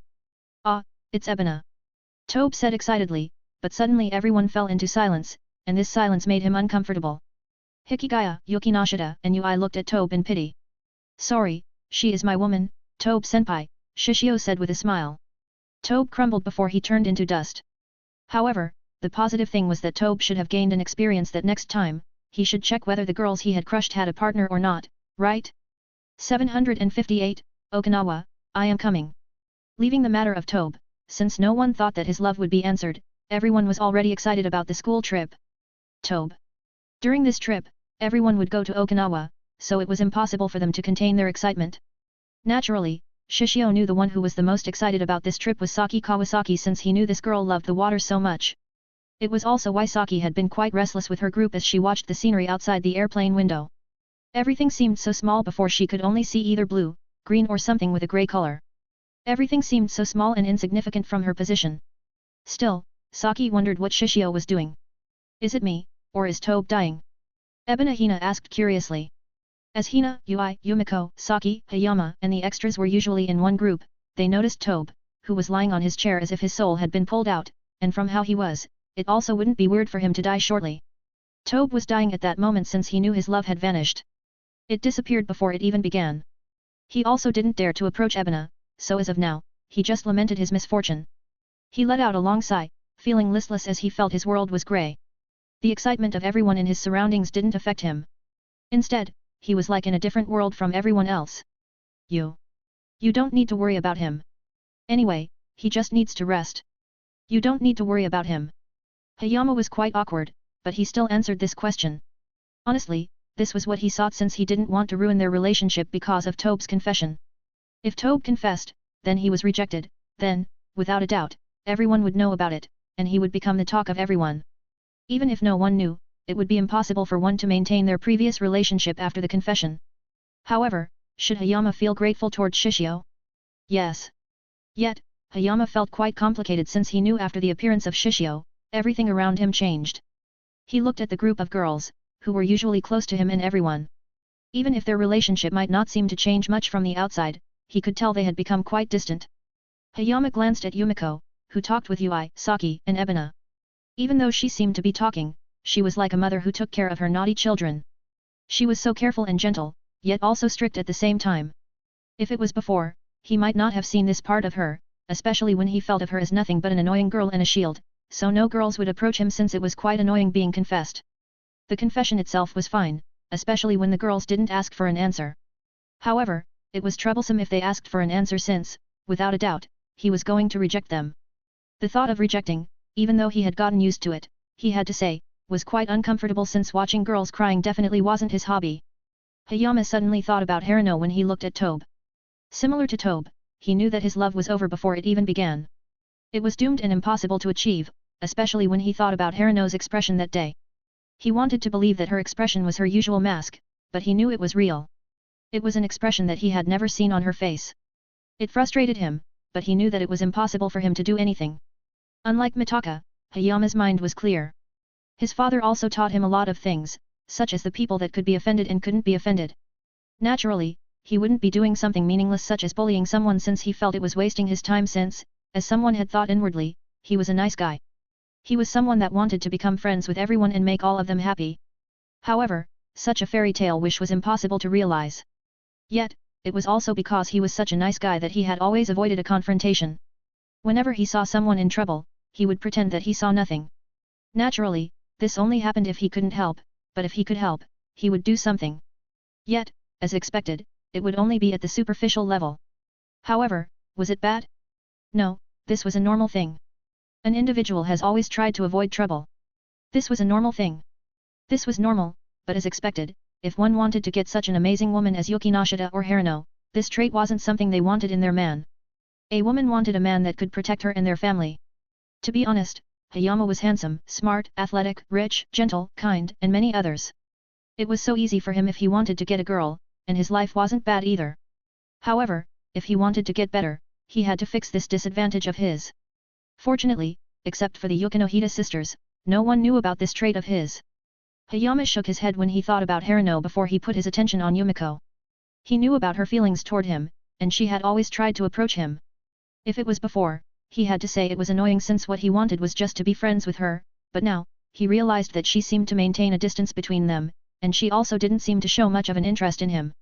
This also made him show interest in her and realize she was cuter than he had thought. However, everything was too late. Yumiko didn't even notice Hayama's gaze on her since she was too busy to manage the others, who had always caused trouble. Yet, one could tell that she could become a good mother in the future from her personality. By the way, Hina, did you buy a swimsuit? Oh, I have brought my school swimsuit. Ui and Yumiko. Is that bad? Saki asked with a frown. It's bad. Are you a maniac? If they were just swimming in school, it would be okay, but they were going to swim in Okinawa. Should they be more excited? Especially when they had a boyfriend. Shouldn't they want to show their best state to their boyfriend? Yumiko sighed, but Ebina said, but I think that Shishio will also like me when I wear a school swimsuit. There's no way. I guess, he is. Ui. Yumiko was speechless before she let out a long sigh, wondering whether this trip would be okay. However, she had to say she also had a lot of worries, especially when she wanted to get a chance to talk with him. At the cultural festival, she thought she could talk with him, being together as she tried to confirm her feelings.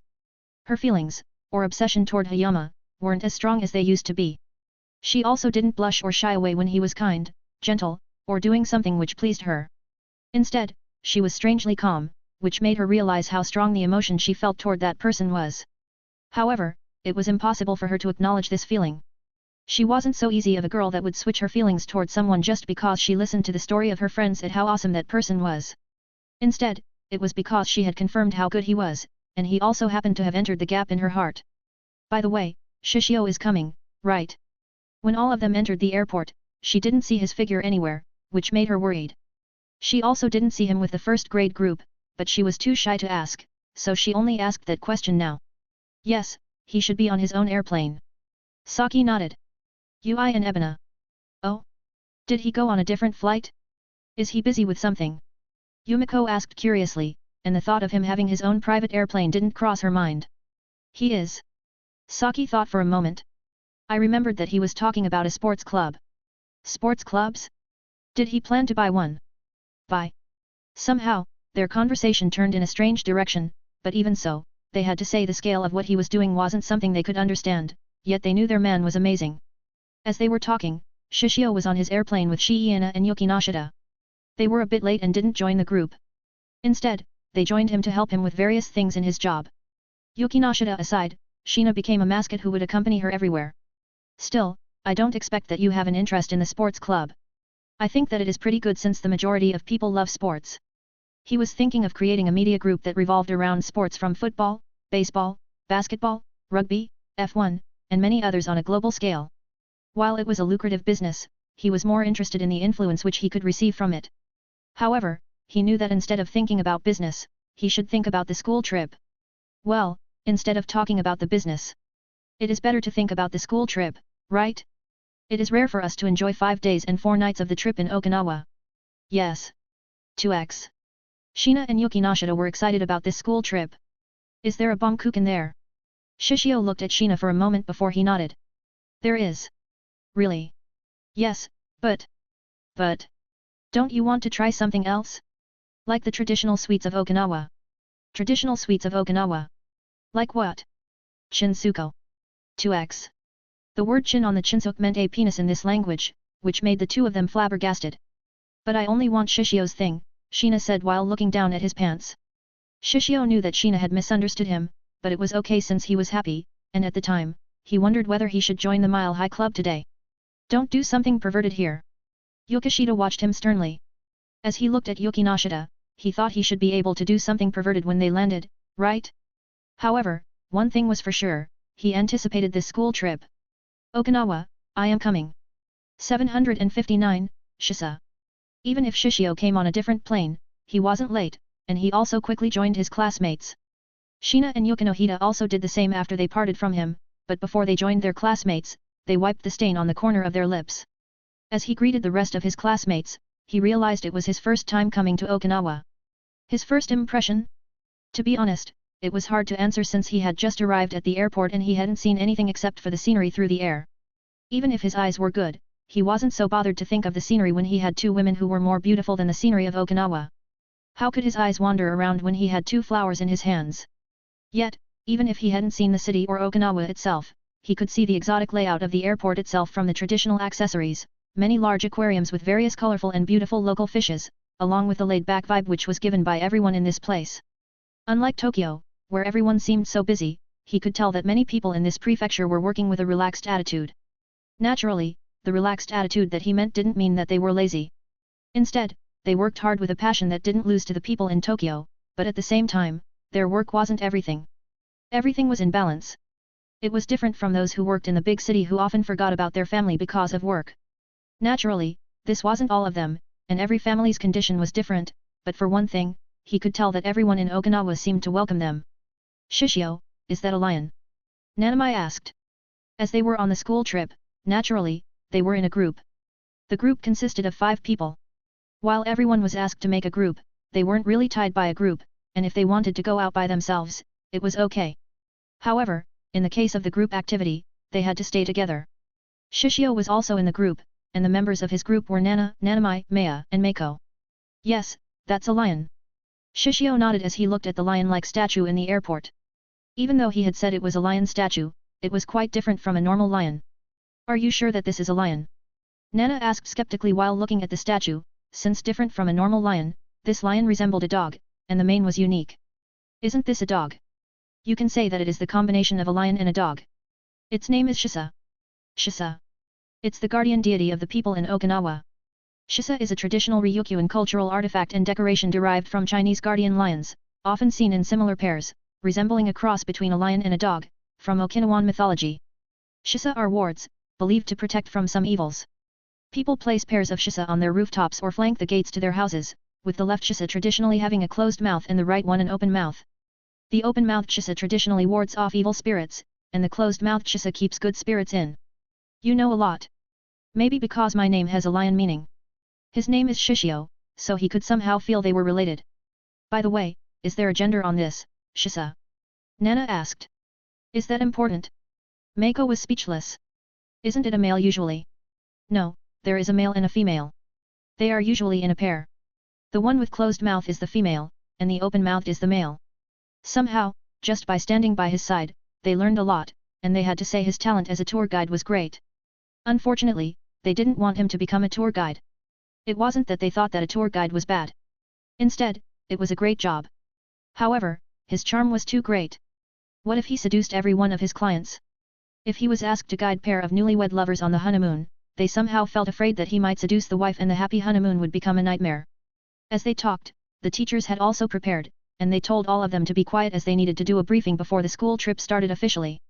This is your teacher in charge, Koharu Shirayama, speaking. Over the next 5 days and 4 nights, you will all enjoy your long-awaited school trip. I would be happy if you could take full advantage of the hands-on learning, observational visits, and other opportunities you will only have here and now to broaden your horizons. I wish you a happy and fun trip, but do not forget to show some restraint. As a student and as a member of the Swime Academy, you need to behave in a manner that. By the end of the long briefing, their field trip had officially started. Everyone walked out of the airport and entered the bus, which was prepared by the travel agent hired by the school. To be honest, the field trip wasn't cheap. While many students didn't have a problem, there were also many who had a problem, but even so, the quality of the hotel, transportation, facilities and many others wasn't bad, but Shishio secretly added some money, so the quality of the hotel would be even better. He also wanted to have a single room without anyone, so he could do many things easily. Lastly, usually, this type of trip would usually take 3 days and 2 nights, but he extended it to 5 nights and 4 nights. It might seem long, but it wasn't bad, especially when they would only visit Okinawa a few years later or might not be visiting anymore. Moreover, extending the time of this trip would make him able to visit many things and learn more about Okinawa, especially since he owned several businesses in this prefecture. Still, while he was in the middle of a thought, his body was pulled by Nanami and pushed by Nana. They entered the bus at the same time as they followed the crowd start with their first destination of this trip. They didn't immediately go to the hotel. Instead, they went to visit Shuri Castle, which was part of a World Heritage Site of the Ryukyu Kingdom, which was a kingdom that existed in Okinawa previously. Yet, while some were excited, some lacked enthusiasm. After all, in their minds, it was just an old building in red color. Even if there was a piece of history that could be seen from this building, they wanted to walk freely on their own. Still, the tour guide inside the bus seemed to talk patiently and gently to everyone. While the rest talked with the others, Shishio observed this tour guide since she seemed to be in her 30s. Similar to Hannah, she was also beautiful, but compared to Hannah and the others, she was a bit lacking, yet it didn't change the fact she was beautiful. More importantly, she was wearing the uniform of tour uniform, which gave her a unique charm. Shishio had thought a uniform was really an interesting thing since it could give a unique charm to the woman. As he enjoyed the tour guide's introduction of Okinawa, they quickly arrived at their destination. Alright, you need to return before 3. Now, you're free to do whatever you want. When the teacher said those words, no one hesitated and walked away on their own. Shishio rolled his eyes before his eyes stared at one of the teachers before his name was called. Shishio, let's go. Let's get something to eat. Bongkukin. Sheena somehow slipped and joined their group. They knew about his hobby, so they wouldn't hesitate to quickly take a food trip. More importantly, with him, they could taste many things. Leaving the matter of the night exercise aside, if they couldn't finish their food, he would help them to finish it. Still, they had to say they were jealous of his talent, who wouldn't get fat no matter what. Okay, okay. Let's try all of them here. With his decision, they didn't hesitate and walked away, leaving the castle. However, Shishio looked at the castle for a moment, watching the bright red with a Chinese influence as the basis of the design before he glanced in a certain direction. Shishio. Okay, okay. When he left, someone was also looking at him. Everyone, how about we go now? Hayama asked his group and Yumiko's group since, as a friend and group, they would usually walk around together. Oh. Okay. Many of them only came to Okinawa for the first time, so even if this place didn't really excite them, they still looked at the Shuri castle curiously. Yumi. Hayama stopped since Yumiko seemed to ignore him and looked in a certain direction.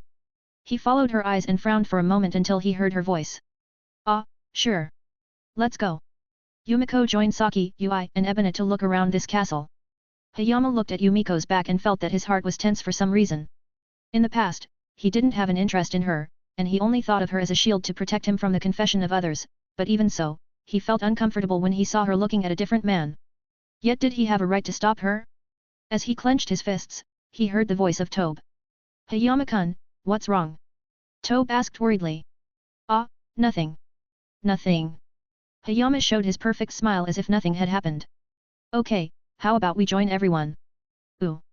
Their trip had just started, and all they needed to do was have fun. Yes, they only needed to have fun while maintaining this relationship without changing anything, and they only thought of each other as a friend. That's all. Nothing else. This is how it should be, but Hayama had to say, it felt so uncomfortable.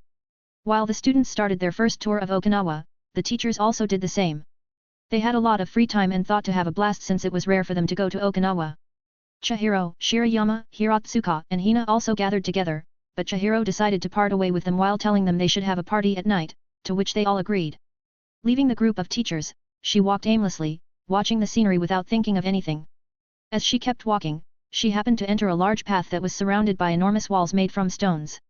Even if everything seemed old, she could tell that it was strong and stable, but even so, it didn't really interest her until she stopped at the statue of Shisa.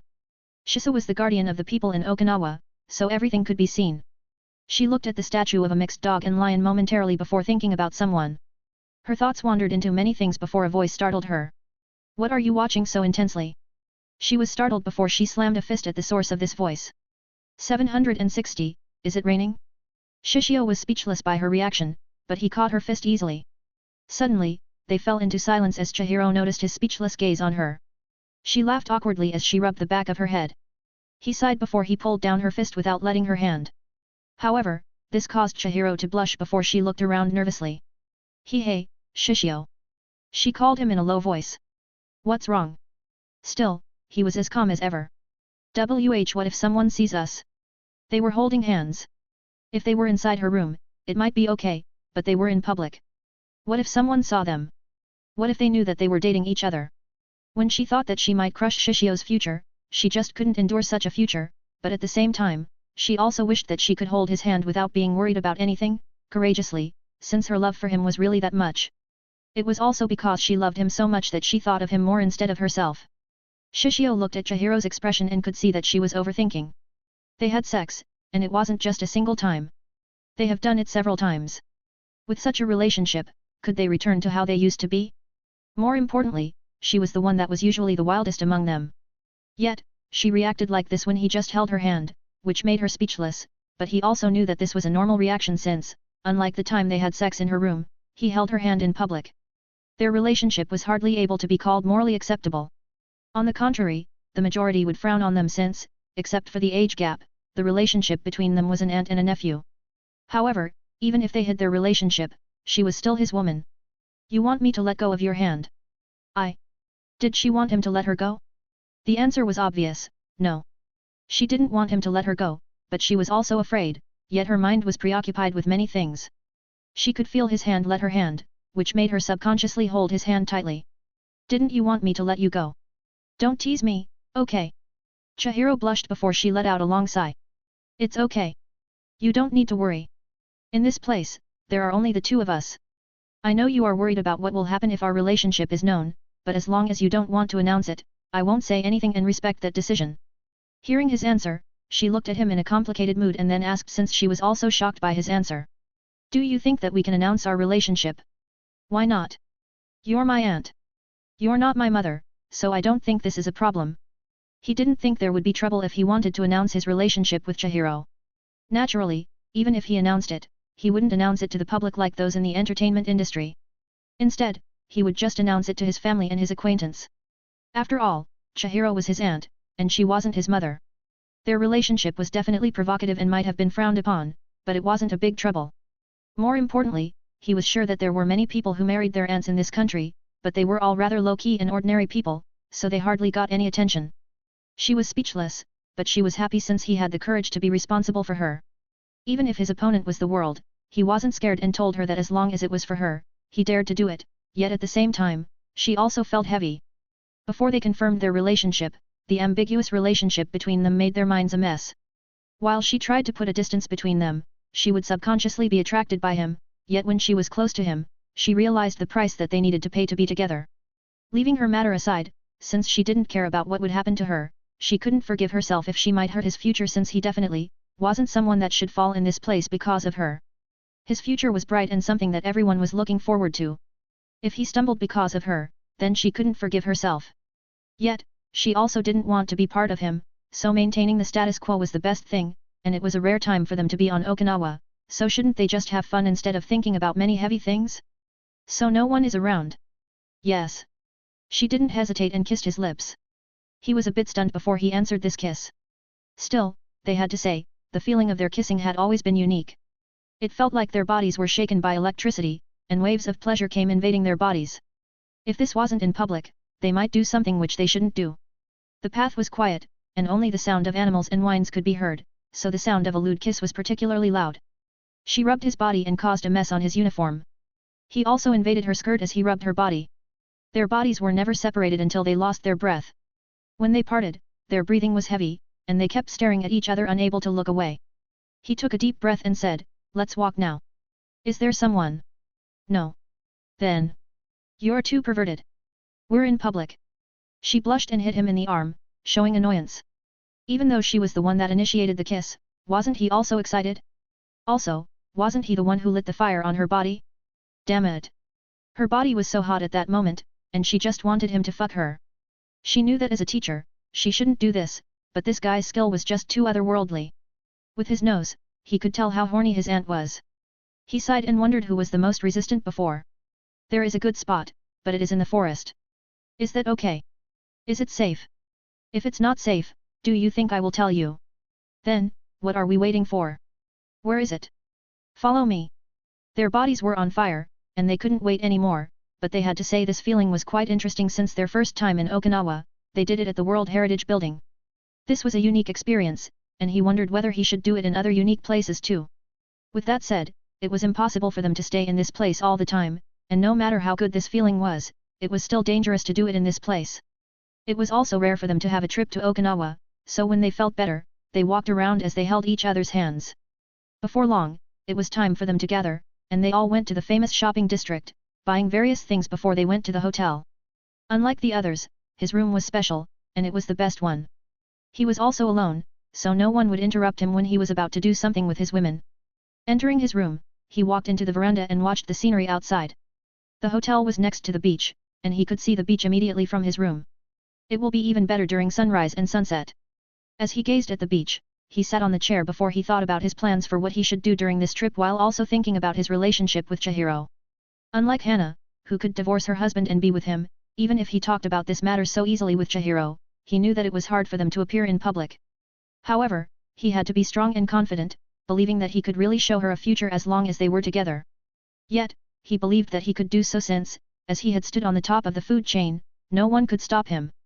If this was a normal world without any special abilities, then it might be hard for him to do so, but many people had superhuman strength and powerful martial arts, which was enough for them to dominate a single country. If Yujiro could do it, why couldn't Shishio do it? However, he knew that he was thinking too much. As long as they were together, that was the most important thing, and there was no need to think about other things. Shishio looked at his phone and saw someone had not contacted him. He didn't answer but walked to his door since the person who contacted him was in front of his room. Hey, is this your room? Ebina lifted his arm and entered his room through the gap in his armpit. Shishio. Shishio. Yui smiled. Saki looked at him and asked, "We're not bothering you, right?" "You're not. Come in." Shishio shook his head before he let all of them enter. "You don't invite Yumiko here. You want to have a fivesome?" Ebina asked curiously. "I see, that's what you plan to do." Shishio realized that his girls had become perverted, but he didn't hate it and accepted the challenge. "By the way, you're going to meet a karate master, right? You're going to fight tomorrow." "Probably." He had come to the land of Okinawa, and he had to fight this karate master before he went home. Yet, he had to say, he might have become a fighting maniac now. Still, he could think of that matter later since there was something that was more important to do currently. There was no hesitation between them, and they did what they planned to do, but Yumiko, who was in the room alone, felt so lonely. Yumiko looked at her phone, staring at the screen absent-mindedly before she stared at the scenery of the beach while wondering where Saki, Ebina, and Yui were. She shook her head and put her phone to the side while thinking about her feelings. She put her hand on her chest and thought that she needed to confirm what she felt since she didn't want to let this feeling continue to stay ambiguous. She raised her body and looked at the beach through her veranda, making up her mind, but suddenly she felt something wet drop on her face. She rubbed her face and looked up. "Is it raining?" 761, The Okinawa Assassin. The weather was nice, and it was all sunny, so it was impossible for rain to happen. While Yumiko was confused about the wet thing, which dropped on her face, she didn't put that matter on her mind that much. The first day of their field trip finished, and the second day of their trip started. Yumiko thought to visit a beach, buy various foods, or try many fun activities such as kayaking, diving, or others since this should be the last time for her to go on a trip with everyone. When she reached the 3rd grade, there wouldn't be any field trips since she had to face an exam. It was the same with everyone. She also didn't have much to complain about since she also needed to think about her future and which universities she was going to choose for her future education. Yes, she was going to continue with the university. Even though she wasn't sure what she was going to do in the future, she knew it wouldn't be bad to continue with the university. For some people, it might be a waste of money, but her family definitely wasn't one of them, and they could support her, so why not? On the second day, it was free time, and they were free to do what they wanted to do with their group, so this was what she thought to do, yet she didn't expect that her group would join Shishio's group. While she was speechless, she also couldn't blame the group since the majority of members of her group were his women. She didn't want to be left out, and she was quite curious about where he was going to go, but he didn't immediately go to his destination. Instead, he brought all of them to try the cuisine of Okinawa since he hadn't tried all of them. However, when they left, Hayama, along with his group, was quite speechless since Yumiko had left, leaving them. "So what should we do? Well, should we enjoy the trip?" While it felt a bit sad that Yumiko and the others couldn't join them, they had to say having an all-male members group wasn't bad. Meanwhile, Hikigaya felt happy since he could walk around with Totsuka. "Hachiman." Totsuka smiled sweetly as he waved his hand, gesturing for Hikigaya to come closer. Thump. Hikigaya pressed his hand on his chest and wondered why he felt his chest was so painful. It was so tight that he almost couldn't breathe. Totsuka's smile, how fearsome. With that said, he didn't hesitate and chased after Totsuka. "Wait. Wait. Don't run so suddenly." "So, where are we going after this?" Yumiko asked after she wiped her lips with a tissue. As of now, they were at a certain fast food restaurant, having a burger, curly fries, and root beer. Unlike in the mainland, where fried chicken and certain burgers were popular, in Okinawa, this was the most popular fast food chain restaurant. While it was strange for them to eat this type of food since they should be eating something they could eat in this place, the feeling and the taste of the foods they ate on the mainland and in Okinawa were different. Juicy burgers, crispy fries, and a cool yet unique taste of root beer were eaten without any remains. They weren't that hungry, but they were young, so their metabolism worked better than those who were older. Even if they ate greasy and sinful foods, they were okay, and they could eat even more. Even Yuki Nashida, who was the most graceful among them, also ate the food happily. Maybe, because the food was eaten by everyone, its taste was even tastier. However, Yumiko's question also caused everyone to pay attention to him. I am going to visit a master of karate. A master of karate? You mean a martial artist? Yumiko was speechless. She had thought that they would go to various attractions or go to a famous spot on Okinawa, so she had never thought that they would go to meet a master martial artist. What was interesting about martial arts? Yet, unexpectedly, everyone was interested. How strong is this person? I am not sure, but he is strong since he is a rather famous assassin. What? Is this for real? Hey? You guys aren't playing a prank on me, right? Yumiko felt even more restless since everyone was shocked for real. She was the only one who was confused. Assassin? Were you guys playing a game? Why didn't you tell me anything? Or was this their prank to surprise her?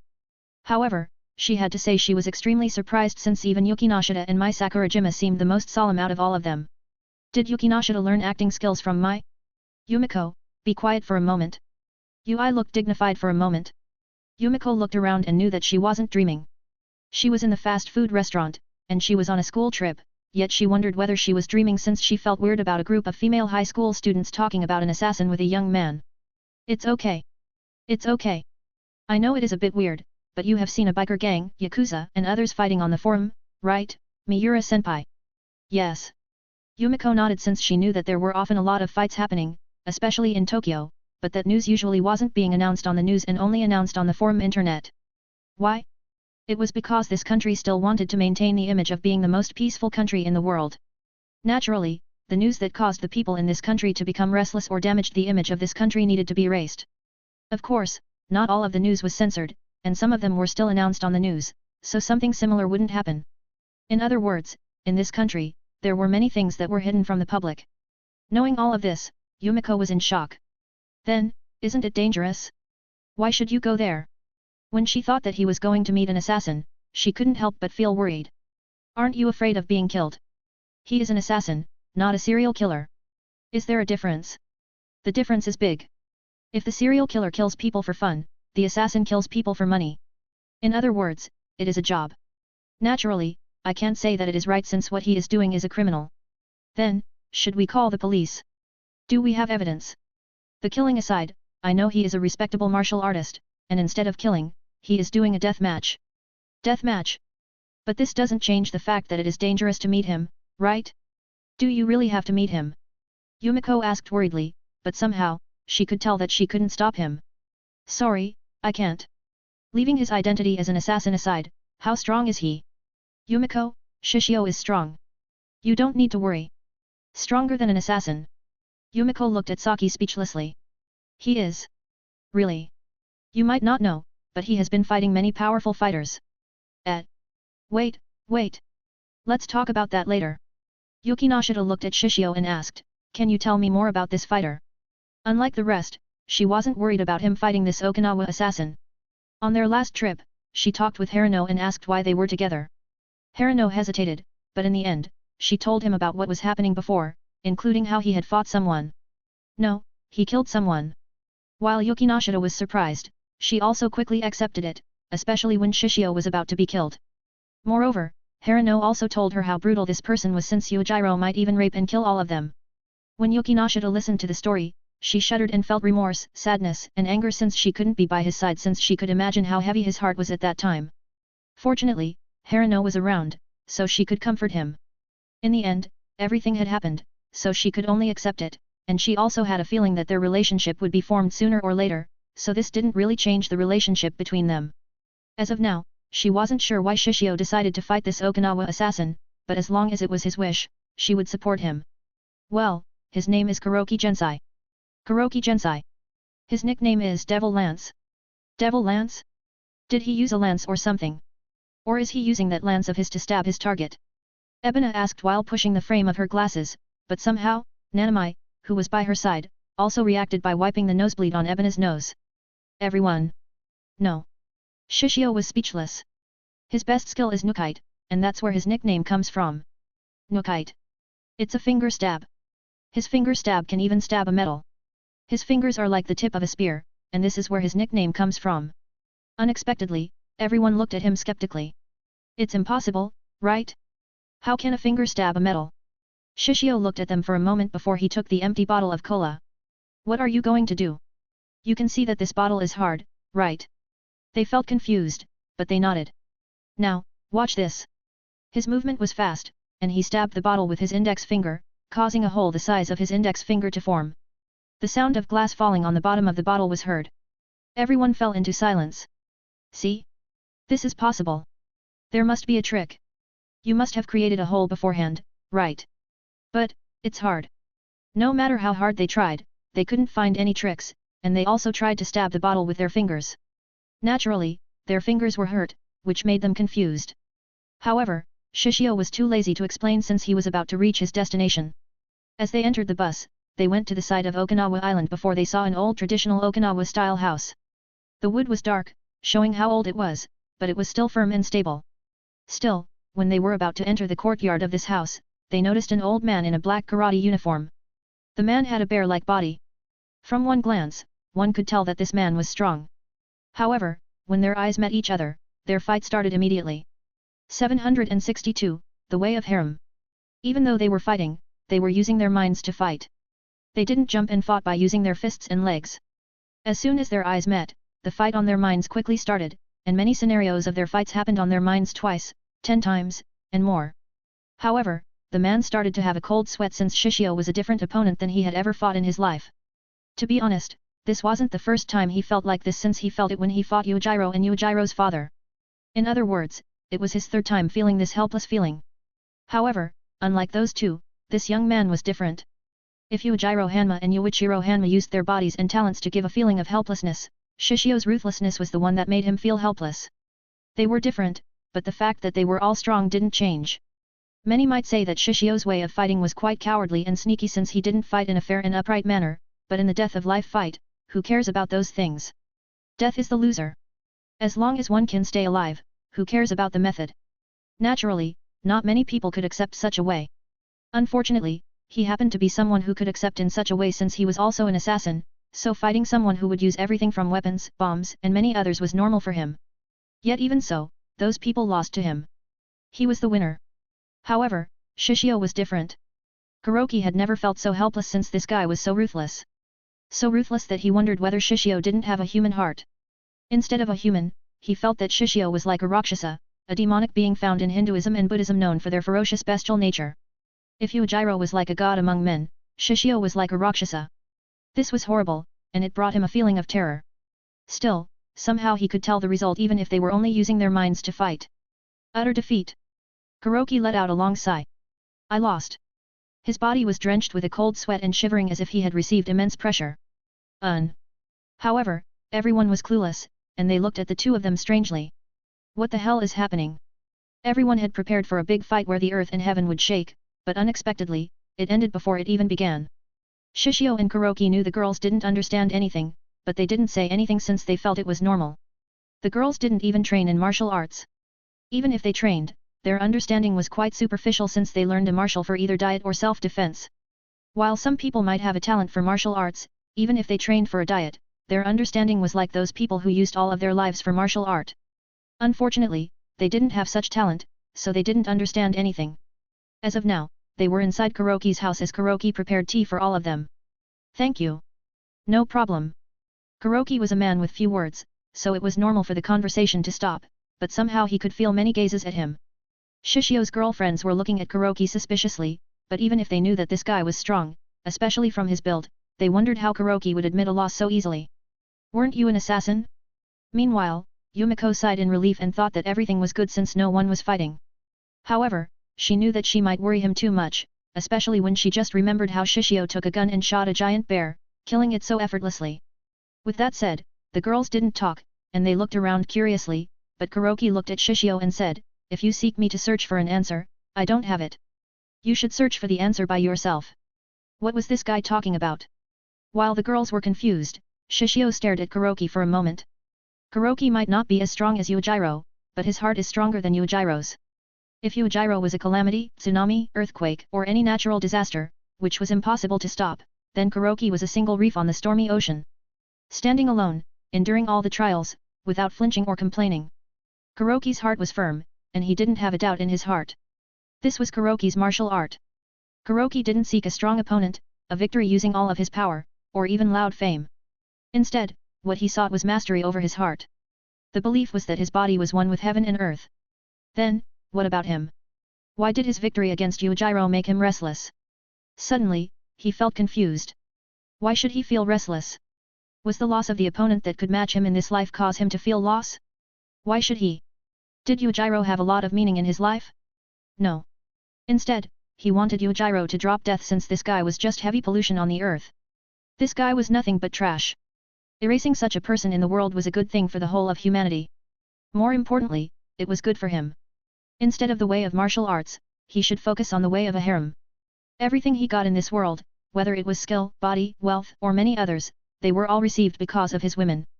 Because of them, he got all of this. Then, shouldn't he think about how to make this way of harem become better? Like how Kuroki thought that his body was one with heaven and earth, Shishio thought that all the women on earth and heaven should be his. Joking aside, he felt that he was stupid for thinking many complicated things. He was also glad to visit Kuroki. Thank you. His head was cleared up, and he didn't need to worry about anything now. As for Yujiro, Shishio thought it might be his first kill, so he might be thinking too much. While he might have killed a few people before, he didn't use his hands directly. Instead, he was manipulating someone or telling his people to do it. However, it was a normal thing, right? After all, why should he dirty his hands for those scumbags on earth? As for Yujiro, Shishio was also helpless since he knew all of his subordinates would be powerless against this person, and he was sure due to a plot, Yujiro might come out alive even if he was bombarded with a bazooka, bombs, and various others' arms. Only him. Only Shishio wouldn't be affected by the plot. Shishio had been fighting many main protagonists, and they were all slain by him. Well, the killing he meant not in the literal meaning, but their fate had already disappeared, and it was impossible for them to get the heroines. Even so, Shishio couldn't say he was better than those main protagonists. He also had his flaws, and he definitely couldn't say that he was a good person. However, being a good man definitely wasn't a good thing, especially when facing competition. The world of animals told everything, the strongest got everything. This was the truth of the world. It was ugly and tiring, but even so, no one could deny this fact. Yujiro might have died, but it didn't mean his life had ended. Instead, it was just a new beginning. It was a beginning where he would start to face many hardships in his life, whether it was love, life, or many other things. As for what he planned to do in the future? Should he develop a machine that allowed him to go to another world? There were many things in life, but one thing was for sure, he had to allow polygamy in this country first since this was what he promised his women. This was his way of a harem. With that said, Shishio didn't bother to stay any longer. There was nothing in Kuroki's house. Since he had always focused on the way of martial arts, he had a hobby or any other things which interested him. He only had a bare minimum of necessary items, such as a bed, clothes, and few others. As for many others, Kuroki didn't have it since it would distract his mind and might even weaken him. Somehow, this reminded him of a certain bald man with a superpower. Shishio could imagine that Kuroki wouldn't use an air conditioner when the temperature was so hot. As for winter? There was no winter in Okinawa. All year, it was sunny, so there was no need for a warmer or kotetsu. However, it didn't mean that he returned with an empty hand. He knew what he wanted and knew what he should do. Still, Kuroki's hobby, which was sculpting, was good. He saw a lot of Deva and various other Buddhist sculptings around his house. Naturally, it was made by Kuroki. Kuroki gave him a wooden sculpture of Kanon, a compassionate bodhisattva and one of the most popular and most frequently depicted deities in Japanese Buddhism. As they were inside the bus to continue with their trip, Shishio looked at the Kanon sculpture in his hand, wondering what Kuroki wanted to tell him. Did Kuroki tell him to have more compassion for the people around him? Shishio shook his head and thought that it might be better to think about how to handle the last girl. He looked in the direction of a certain girl for a moment before he looked away. Tonight. He had made up his mind, and tonight, he was going to go for it. Yumiko walked out of her room, wearing casual clothes, and was about to go to the convenience store. She had nothing to do in her room, so she thought to buy a fashion magazine to spend her time on. However, when she was about to leave, she happened to see Shishio walking out sneakily for some reason. She was speechless, but she called him out subconsciously. Shishio. Shishio turned and also showed a surprise before he made a gesture telling her to be quiet. SHH. Yumiko. Follow me first. Her hand was held, and she was pulled. At that moment, she was in a daze and thought that everything had happened too fast. Wait, I am not ready yet. 763, White Sand. When they walked out of the hotel, Shishio poked Yumiko's forehead. Don't think something perverted, senpai. I am not. Yumiko covered her forehead shyly while looking at him with a strong expression. This was her outward expression, so no one would look down on her and think of her as the above. Many thought that she was arrogant, but this was how she protected herself from the cruelty of the high school girl world. So, what are you doing? You know that we're in the middle of the night, right? It is forbidden for us to go out. While it might seem strict, the teachers wouldn't allow the students to walk out in the middle of the night except to go to the nearby convenience store. Many might think this might be a bit overdone, but the teachers were responsible for all of them. If something happened to the students, the one who took responsibility was the teachers. The chance of the students getting into an accident might be small, but even so, the chance still exists. It was better to be hated or talked behind by the students instead of being fired, right? Before she left, Yumiko also had asked permission from the teacher to go to the convenience store, so she was all right. However, Shishio definitely wasn't, especially with how sneaky he was when he walked out of the dorm. She looked up and down, observing his clothes since he seemed ready to go out somewhere far away, especially with a helmet in his hand. Senpai, do you want to go with me? Where? She was surprised, but she asked. Watching the hatch of the sea turtle eggs. A hatch of sea turtle eggs. She was dumbfounded and asked, in the middle of the night. It's because it is in the middle of the night, they will hatch. So? What do you think? Do you want to go with me? She hesitated for a moment since she wanted to show her best. Her dress was quite casual, and she even wore light makeup. Everyone who saw her would think that she was a beautiful girl without a doubt. However, the woman was a strange creature. Even though they were beautiful, they still lacked confidence, and they kept asking whether they were beautiful or not, even if they had looked into the mirror thousands of times. Is it okay to dress like this? It's better for you to dress like this. If you wear a dress or fashionable things, many people will laugh at you. There is always a place and occasion, okay? There is something known about the place and occasion. Certain clothes, even though they were beautiful, weren't appropriate to be worn on a certain place and occasion. Just like this is enough. You're beautiful just the way you are, senpai. Geez, how can you say something like that so easily? Her face was so red and hot. She didn't dare to meet his eyes before she nodded. Oh okay, let's go. He had told her that everything was okay. Her clothes, everything, especially her appearance, were beautiful, so why not? More importantly, she was also quite curious about the hatching of the sea turtle. How are we going there? Follow me. She looked at his hand, which held her hand again. She wanted to say something before she puffed her cheeks, thinking that this guy was too unfair. While her heart was beating so fast it almost burst, he was so calm. They walked for a while until they stopped near the convenience store. He smiled as he patted their vehicle. We're going to ride this motorcycle. Her lips twitched. You're wrong. This is a super cub. That's still a motorcycle, right?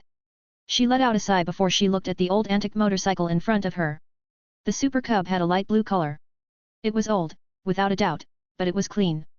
She looked at it with an odd gaze, wondering why he would choose this motorcycle. His voice woke him up. Wear this. He gave her his helmet before he sat on the motorcycle. She looked at the helmet in her hand and asked, what about you? Don't you wear one? It's okay. No one will catch me, and I don't want you to get hurt. I don't want you to get hurt too. What? No, nothing. She shook her head and tried to believe in him. She put on the helmet before she looked at the back seat hesitantly before she sat down. Are you ready? Yeah. The motorcycle made a sudden movement causing Yumiko to be startled and slam her head against his. What? She hugged him tightly subconsciously before she panicked. What's wrong? Sorry. It's an old motorcycle. You should hold me like this. It's safer this way. She kept staring at him and realized that he did all of this deliberately, so she would hug him. However, she let out a long sigh before she hugged him tightly, even pressing her well-developed breast against his back. Senpai. It's dangerous, right? Her voice was so low she put her face on his shoulder without daring to look up. Well, it's dangerous. Hearing his chuckle, her face reddened as she hugged him even tighter, but this time, he didn't tease her and rode the motorcycle smoothly. It was so comfortable that she could enjoy the scenery of the night in Okinawa quietly. Neither of them talked, but this quietness made them able to think thoroughly about what was inside their heart. It might be her first time being so close to a man. Even though she was a queen in her class, she didn't have any experience with men. However, it was normal since she had only fallen in love with Hayama. She had never fallen in love with anyone else, and she was still living in her dream where she would date the person she loved before they continued to date until they married each other and had a happy family. She might look fierce, but her dream was unexpectedly pure. This was also why she was so hurt and tried to deceive herself when she knew how Hayama only used her to block many girls who attempted to approach him. She was only used, and in his mind, she was nothing but a convenient girl. Are you alright, senpai? What's wrong? I wonder whether you feel cold. Cold. She looked at his side profile. His hair was blown by the wind, yet it didn't bother him. He was as cool as ever. Her heart felt like it was being squeezed for some reason, and she hugged him so tight that it almost made her unable to breathe. No, it is warm. Is that so? Still, it was hard for him to calm down, especially when her breasts were pressed against his back. However, when he thought about her mood, he decided to act gentlemanly, pretending that he didn't notice anything, or he thought that it might be better to stay silent since the feeling of her breast on his back was nice. However, the happy time didn't last night since, before long, they arrived at their destination. Is this the place? Yumiko looked around suspiciously since she could see nothing but a few people mixed with men, women, and young children. There were also many pickup trucks that were parked nearby, which made her quite confused. Where were the sea turtles' eggs? Where was the hatching? Still, she felt a bit nervous since those people were staring at them. Yes. He nodded, holding Yumiko's hand before he moved closer. Mezur. He used the greeting of Okinawa and asked, is this the place where we can see the hatch of the sea turtle? Hearing his words, they were surprised before they answered him with a smile as they talked in the Okinawa dialect. Yes, this is the place. You're coming at the right time, the hatching will start soon.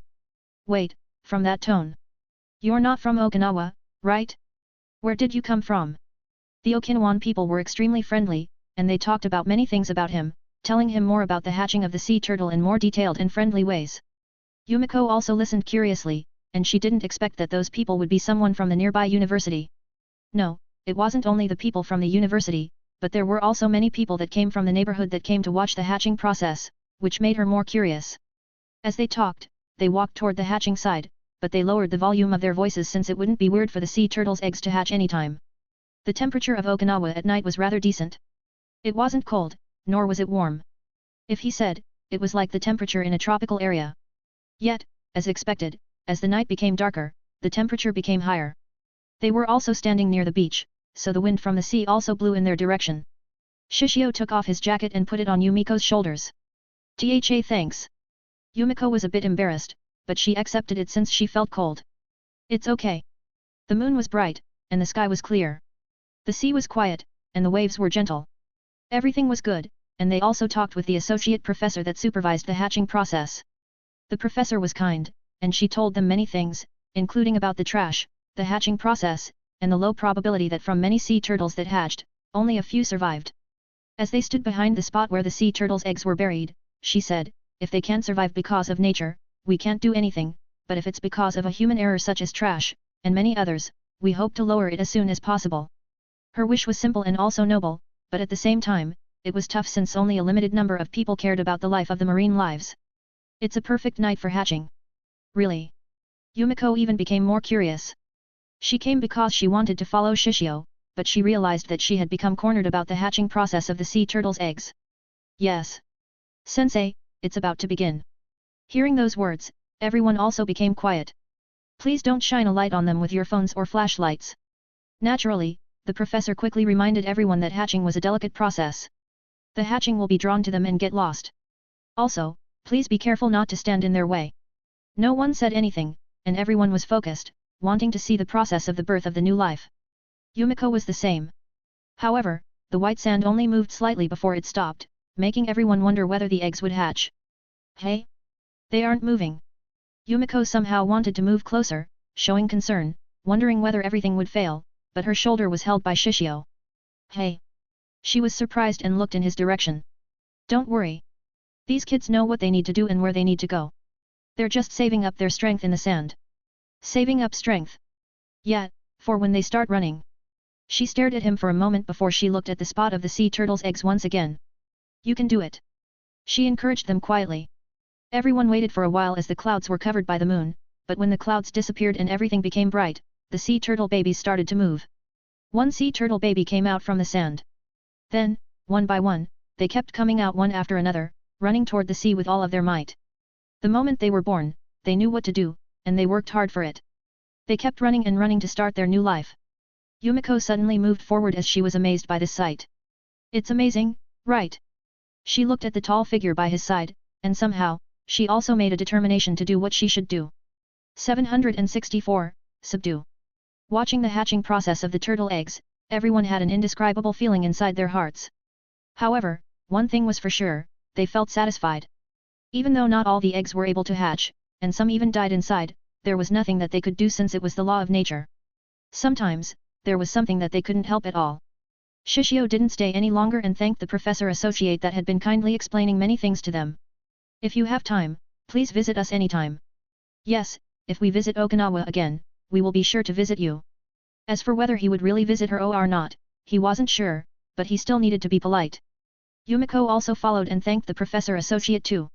She was also so polite, and no one thought she was such a strong girl who often used her glare and loud voice to take down her opponent. He glanced at her and thought maybe her education in this area wouldn't lose to Yuki Nashida.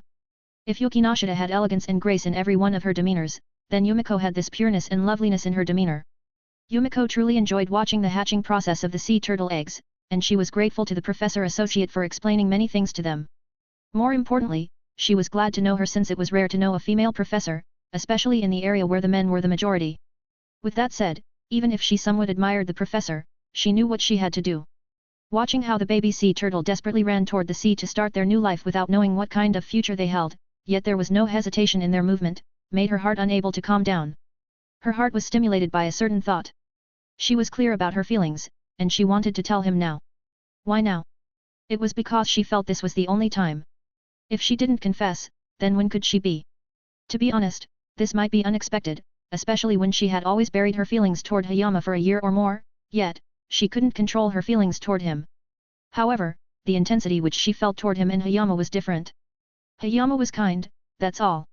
Yet, Shishio knew how to provoke her heart. He knew how to excite, tease, and anger, and he caused many reactions to her emotions. While she might not be different from a plaything in his eyes, she thought differently. She felt that it was love. And this trip cleared her heart. As they walked to their motorcycle, she hesitated, wondering whether they could stop somewhere since she knew if they returned to the hotel like this, there wouldn't be any chances for her to convey her feelings. However, she was a coward. While she might be loud and brave in certain situations, she was also timid. Hesitating, doubting, wondering, and as she kept thinking, her mind was in a daze, and she didn't wake up until a helmet was put on her head. Senpai, can you even put on a helmet by yourself? Shishio was helpless as he put the helmet on Yumiko's head with care. Her heart was beating so fast, and her face was so red as she stared into his profile. She could feel his rugged fingers touching against her chin, causing her to feel like electricity shook her entire body. Suddenly, she thought of a cat. She had been curious why a cat purred happily as it was being caressed, but now, she understood. Come on. Let's go back. Unfortunately, the words that she wanted to convey wouldn't come out of her mouth. Her courage wasn't as strong as those baby sea turtles. As she fell into a deep loathing, the cold wind cooled her face. She had been lowering her head, but now, she looked up. She looked at her surroundings, watching the dazzling starry night filled with the Milky Way and the beautiful sea with the reflection of the moon. Everything was so clear. It was a scenery that was impossible to see in Tokyo. As she watched all of this, she hugged him tighter. The shame of hugging him had long disappeared. As of now, she wants to move to the higher stage. Shishio. Can we stop by the beach? You want to walk there? Somehow, her brain was moving at a speed at which she was even surprised by herself. I have wanted to try to walk at the beach at night, with someone. Unfortunately, she was still unable to say the last few words clearly and only uttered them in a mutter. Sure. Shishio nodded. Anyway, even if we return now or later, we will be punished, so it doesn't matter. Yumiko. Leaving the punishment aside, Yumiko had made up her mind. With that decision, they looked at their sides before they stopped at one of the beaches. On Okinawa, there were many beaches, especially when it was a small island surrounded by the sea, and each of them had unique beauties. This time, they chose this beach. As for why they chose this beach, there was no particular reason. If there was, it was because it was quiet, and it was the first one they saw. The beach was clear, and there was no trash, the waves were moving quietly, like they sang a romantic song for them. He stopped his super cub before he helped her to take off her helmet. There. He tidied her hair slightly and touched the rolls shaped of hair at the tip of her hair. Those rolls were Yumiko's trademark, and this was why she was fitted with such a haughty exterior. However, such an expression didn't appear on her face currently. Her face was bright red as she felt his fingers touch her cheeks. Unexpectedly, she felt that his fingers were so cold, and she quickly realized that he had been wearing a t-shirt since she took her jacket. She fell into self-blame again, and when he was about to leave, she held his hands tightly. What's wrong? Your hands are cold. It's okay. This is my constitution. You should wear your jacket. She thought that he was lying and was about to take off his jacket, but he stopped her. The wind at night is quite chilly. I am fine, but you are not. He shook his head. I have always worked out my body. Look. He lifted his t-shirt and showed off his abs. Don't do something so shameless so suddenly. She stuttered as she looked at his abs. Her breathing was heavy, and she couldn't look away. Were Ebina, Saki, and Yui touching his abs all the time? Somehow, she felt quite jealous. No. No. No. She shook her head before his voice awoke her. Come on. Let's remove our shoes and feel the sand with our feet. She agreed since it seemed fun. As they walked into the beach, they took off their shoes. Unlike the chilly wind at night, the sand was warm. It's warm. Yumiko was surprised. It's normal. The sand has been absorbing the heat from the sun since noon. Eh? Really? As they talked, they walked around and talked about many random things.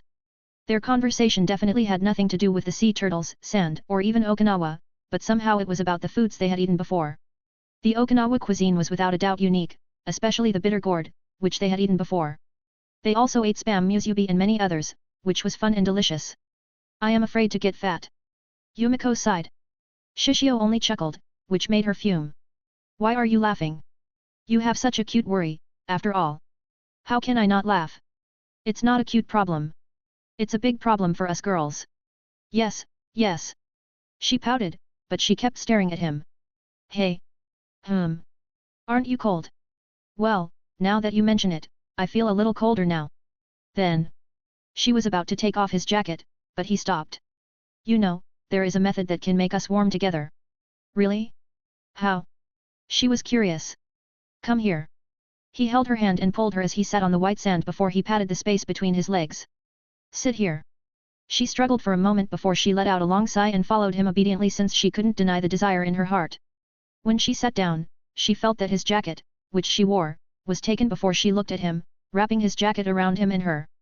The smooth operation dumbfounded her, but her face became redder and redder as she quickly looked away, feeling afraid that her expression was being seen by him. He smiled before he put his hands on her slender waist. Her body was tense but slowly relaxed as she felt so warm staying by his side. Senpai. Your hair smells nice. Pervert. However, she moved even closer to him, even letting him sniff the scent of her hair. As his hands wrapped around her waist, she put her hands on top of them, feeling relief from his touch. As they watched the sea, the sky, and the moon, they fell into a comfortable silence. Neither of them said anything and just enjoyed each other's presence. I hope that time will stop. Somehow, this was her wish since she wanted to stay with him as long as possible. She could feel his chin on the top of her head before she moved her head slightly to peek a glance at his profile. She couldn't look away and just stared at his face until his eyes were locked into hers. Gulp. Neither might say anything, but the ambiguous atmosphere and the desire which was transmitted from his eyes were clear. It might seem sudden, but he moved closer unhurriedly, clearly telling her his intent to kiss her lips. She blushed and felt shy. Her body was slightly tense, but even so, she didn't move away. As he was moving closer, she closed her eyes, anticipating her first kiss. When he confirmed her reaction, he smiled and calmly took her chaste lips. Her lips were soft, and they tasted like just slightly ripened fruit. They were sweet with a slight hint of greenness. As for his impression, he loved them. Yumiko also hugged his neck as she wanted to move even closer to him. They stayed in this position until they lost their breath before they parted their lips. Their sight was blurred, and they couldn't fully see the scenery around them, but they were clear of the person in front of them. I love you. Yumiko blurted those words. How cute. What's your answer? She was furious but also worried since his answer was different from the script. Isn't it obvious? He put his forehead against her. I love you too, Yumiko. Her face was so red, and her eyes were dodging for a moment because of the extreme shyness from his direct confession, but she glanced at him shyly and showed a bright, happy smile. I love you, Shishio. Such a happy confession should be finished with another chaste kiss, but she realized he had never followed the script, and her lips were ravaged by him while she could only be dominated, tamed, and subdued by him. HMN 765, Aquarium. The trip to Okinawa was a fun thing. Whether it was the beach, food, or many other attractions, they tried all of them. Having 5 days and 4 nights of travel gave them all that freedom. As of now, they were on the beach, staring at his figure in a daze. Shishio wore a pair of shorts, showing his strong and rugged body to the world. It was like Pandora's box was opened. When it opened, it brought disaster. Fortunately, they were at the beach near his villa. If they were on the public beach, without a doubt, many people would swarm him like a group of ants that attracted the sweetness of the sugar.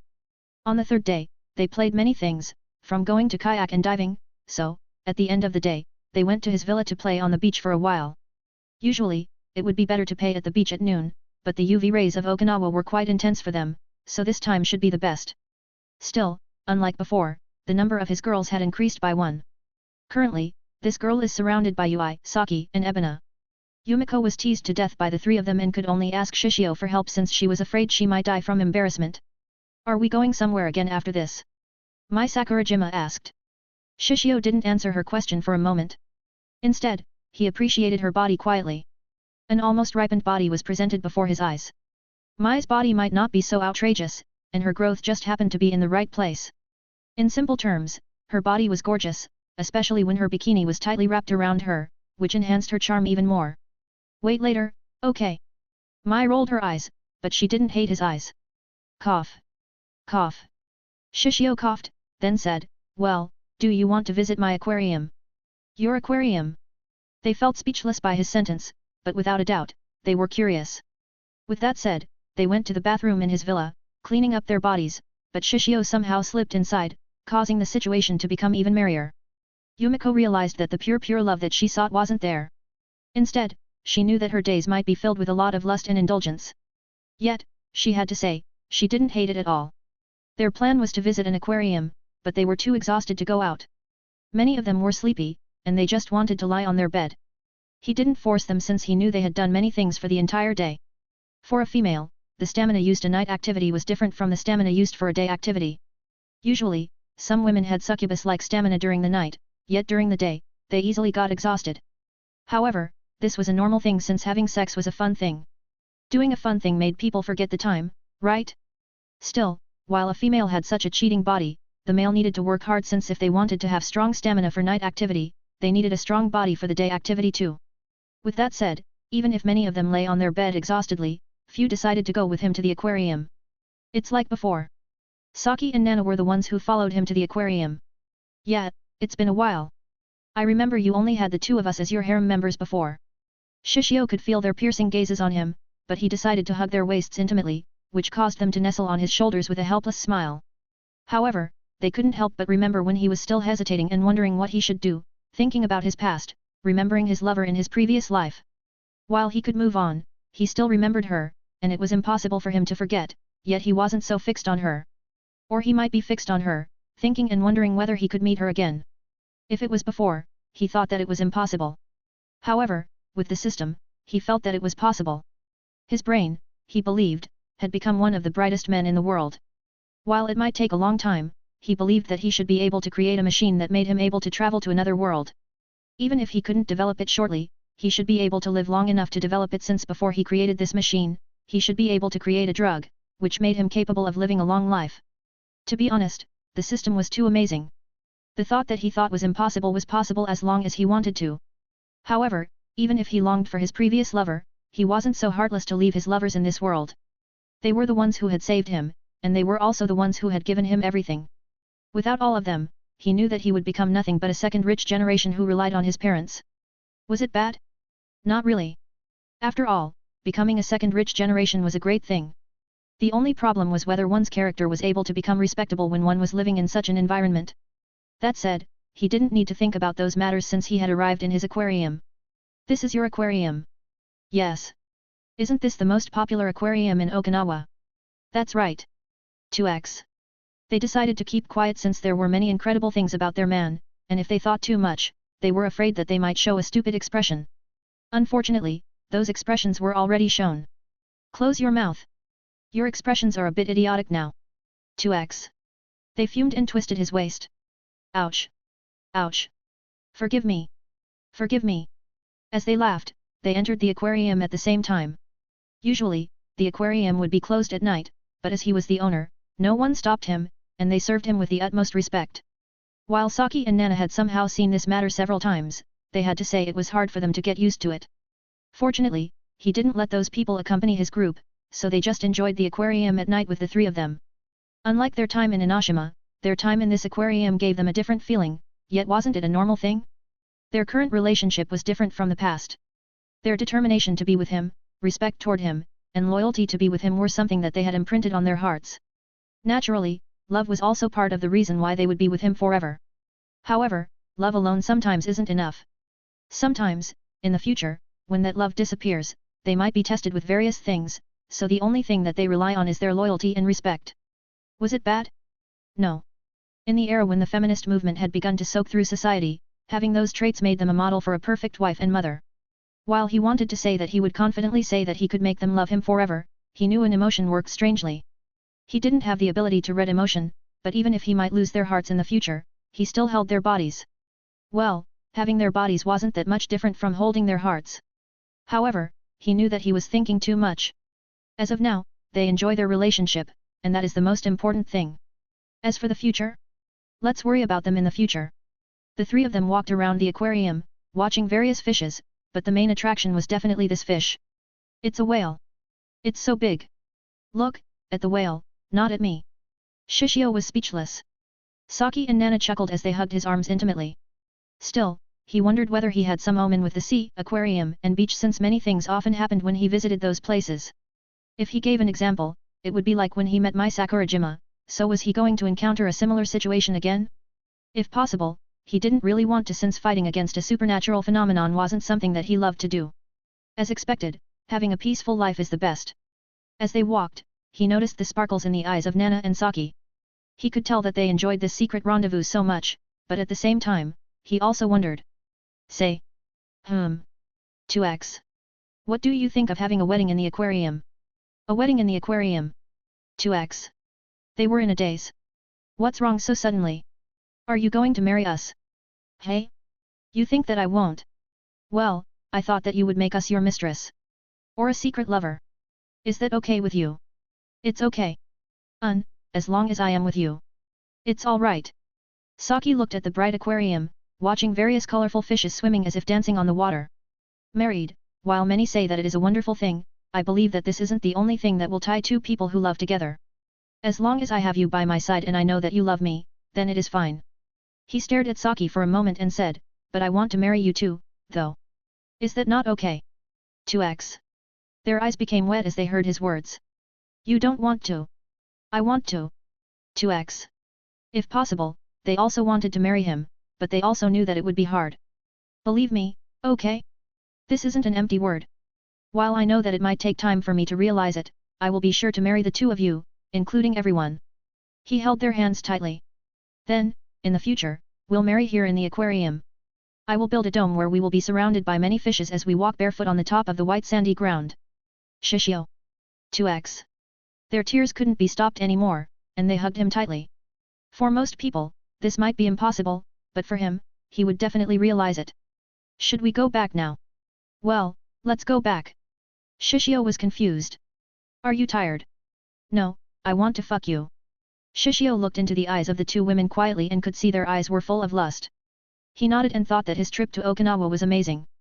766, Prelude. Overall, the trip was enjoyable. No one was unhappy, and they enjoyed this trip very much. Still, when they ate breakfast in the restaurant of the hotel, he sat with Hiratsuka and Hina. Then, after he had done it with Nana and Saki, he went to visit the two teachers. They might have done it several times, but they had to say on the different environments and times, the delight they received was also different.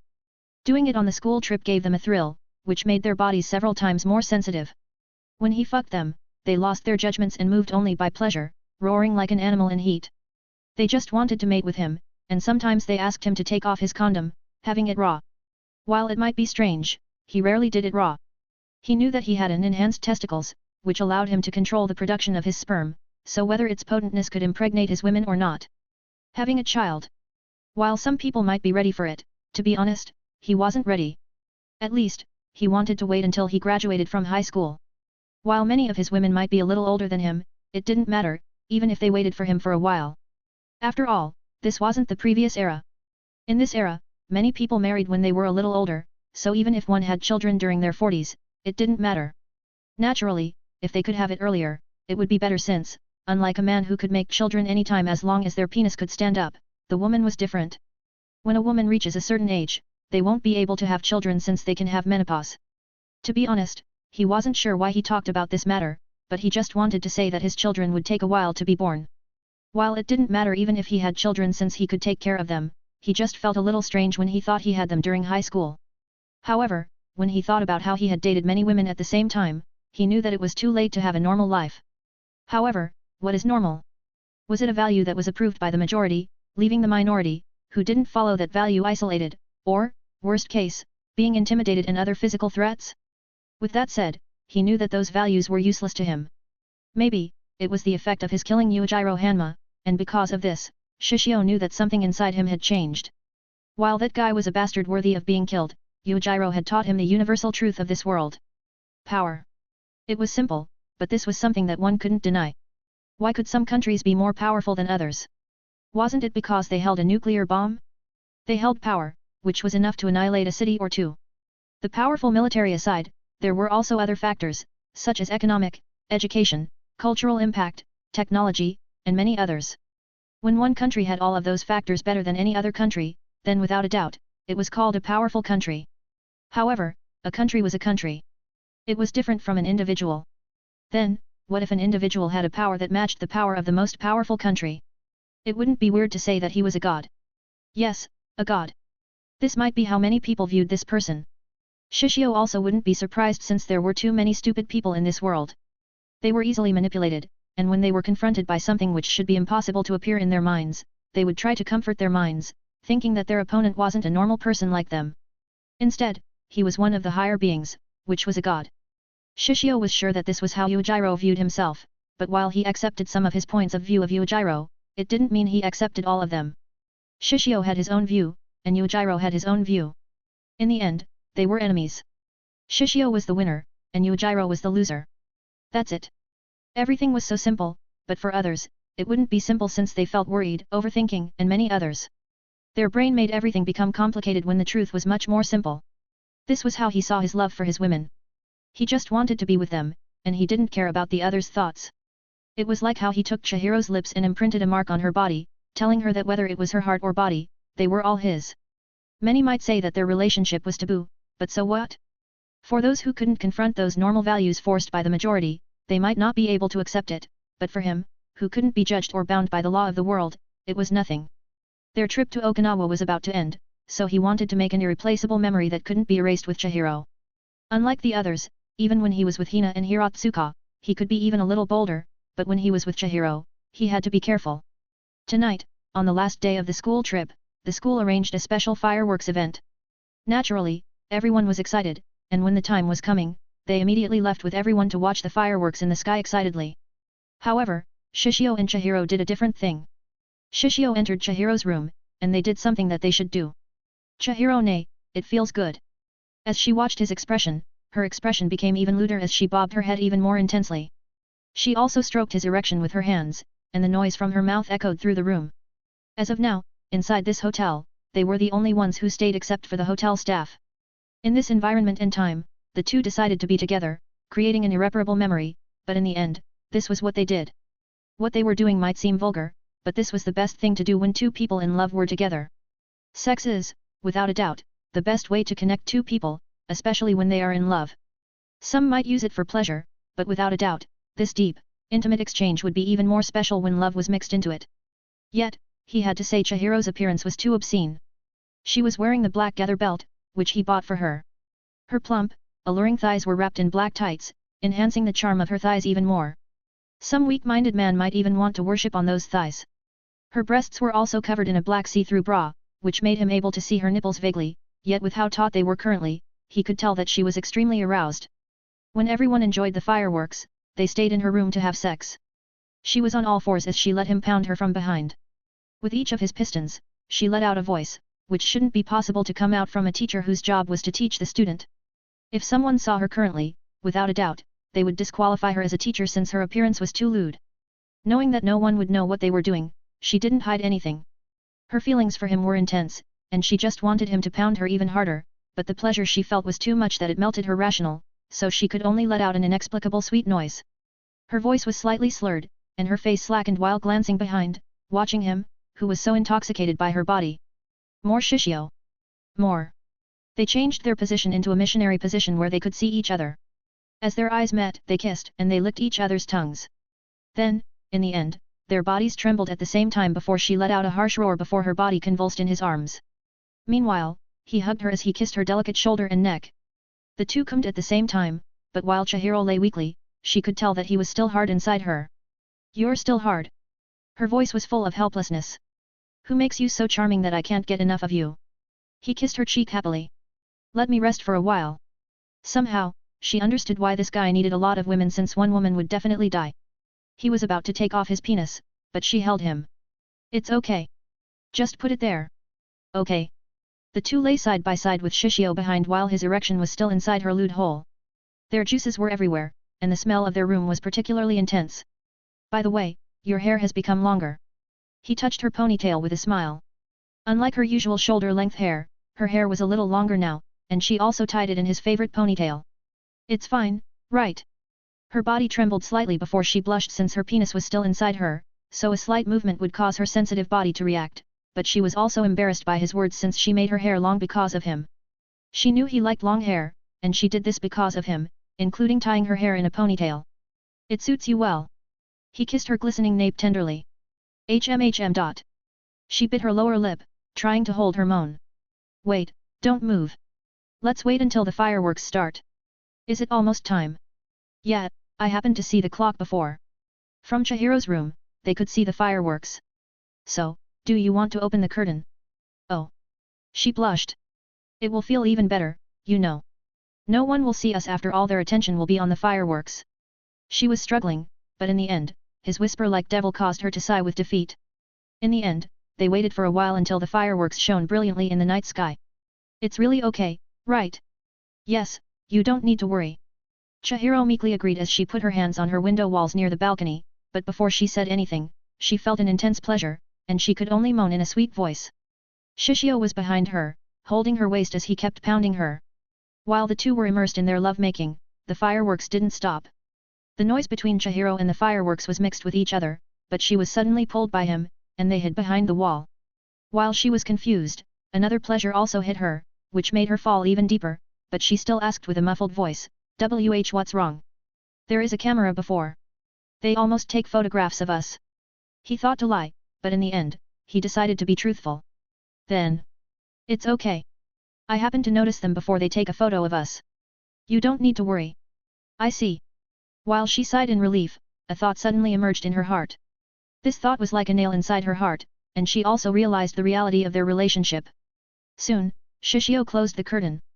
Let's continue. However, before he did something, she suddenly became more aggressive. Come on. What's wrong? It's nothing. I just want you more. As her shy and obscene expression mixed together, it lit the fire on his body. For the entire night, he didn't let her go and made her body truly his, but he didn't realize that tonight was a prelude to the problem that he had never thought to encounter. 767, Winter Kotetsu. Many days passed after the school trip, and everyone had returned to Tokyo and continued with their lives from going to school, studying, trying to work hard for their dream, and flirting with him. Before they noticed, winter also came. Misaki was relatively lax since she had been accepted to the university, so she just needed to wait until her graduation. As for which university she had gone to, without a doubt, it was Swimei University. If it was before, it might be okay for her to leave for Tokyo, but now, it is better for her to choose Swimei University. For one thing, he owned this university, and when he became a university student, she would be in the third year, so her time was quite lax, which meant she could visit him, who would go to Kyoto anytime. Yes, he had decided to choose Kyoto University. It was the same with his other women. Tokyo was good, but going to Kyoto was better for his future. Still, it would take 2 years before he graduated, and it was better to enjoy high school time even more. High school was a rare time for one to enjoy life. Shishio-sama, here is your orange. I have peeled it for you. Thanks. Shishio took the orange, which was peeled by Roberta absent-mindedly. As of now, they were resting on their kotetsu in his apartment while eating an orange. He wasn't sure, but usually, the people in this country ate an orange during the winter. As for the kotetsu, while his apartment had a warmer, everyone felt it was strange if they didn't lay on the kotetsu, which was a warming table usually used during the winter or cold days. Shishio remembered when he came to Tokyo for the first time and entered Chihiro's room, he saw a kotetsu inside her room.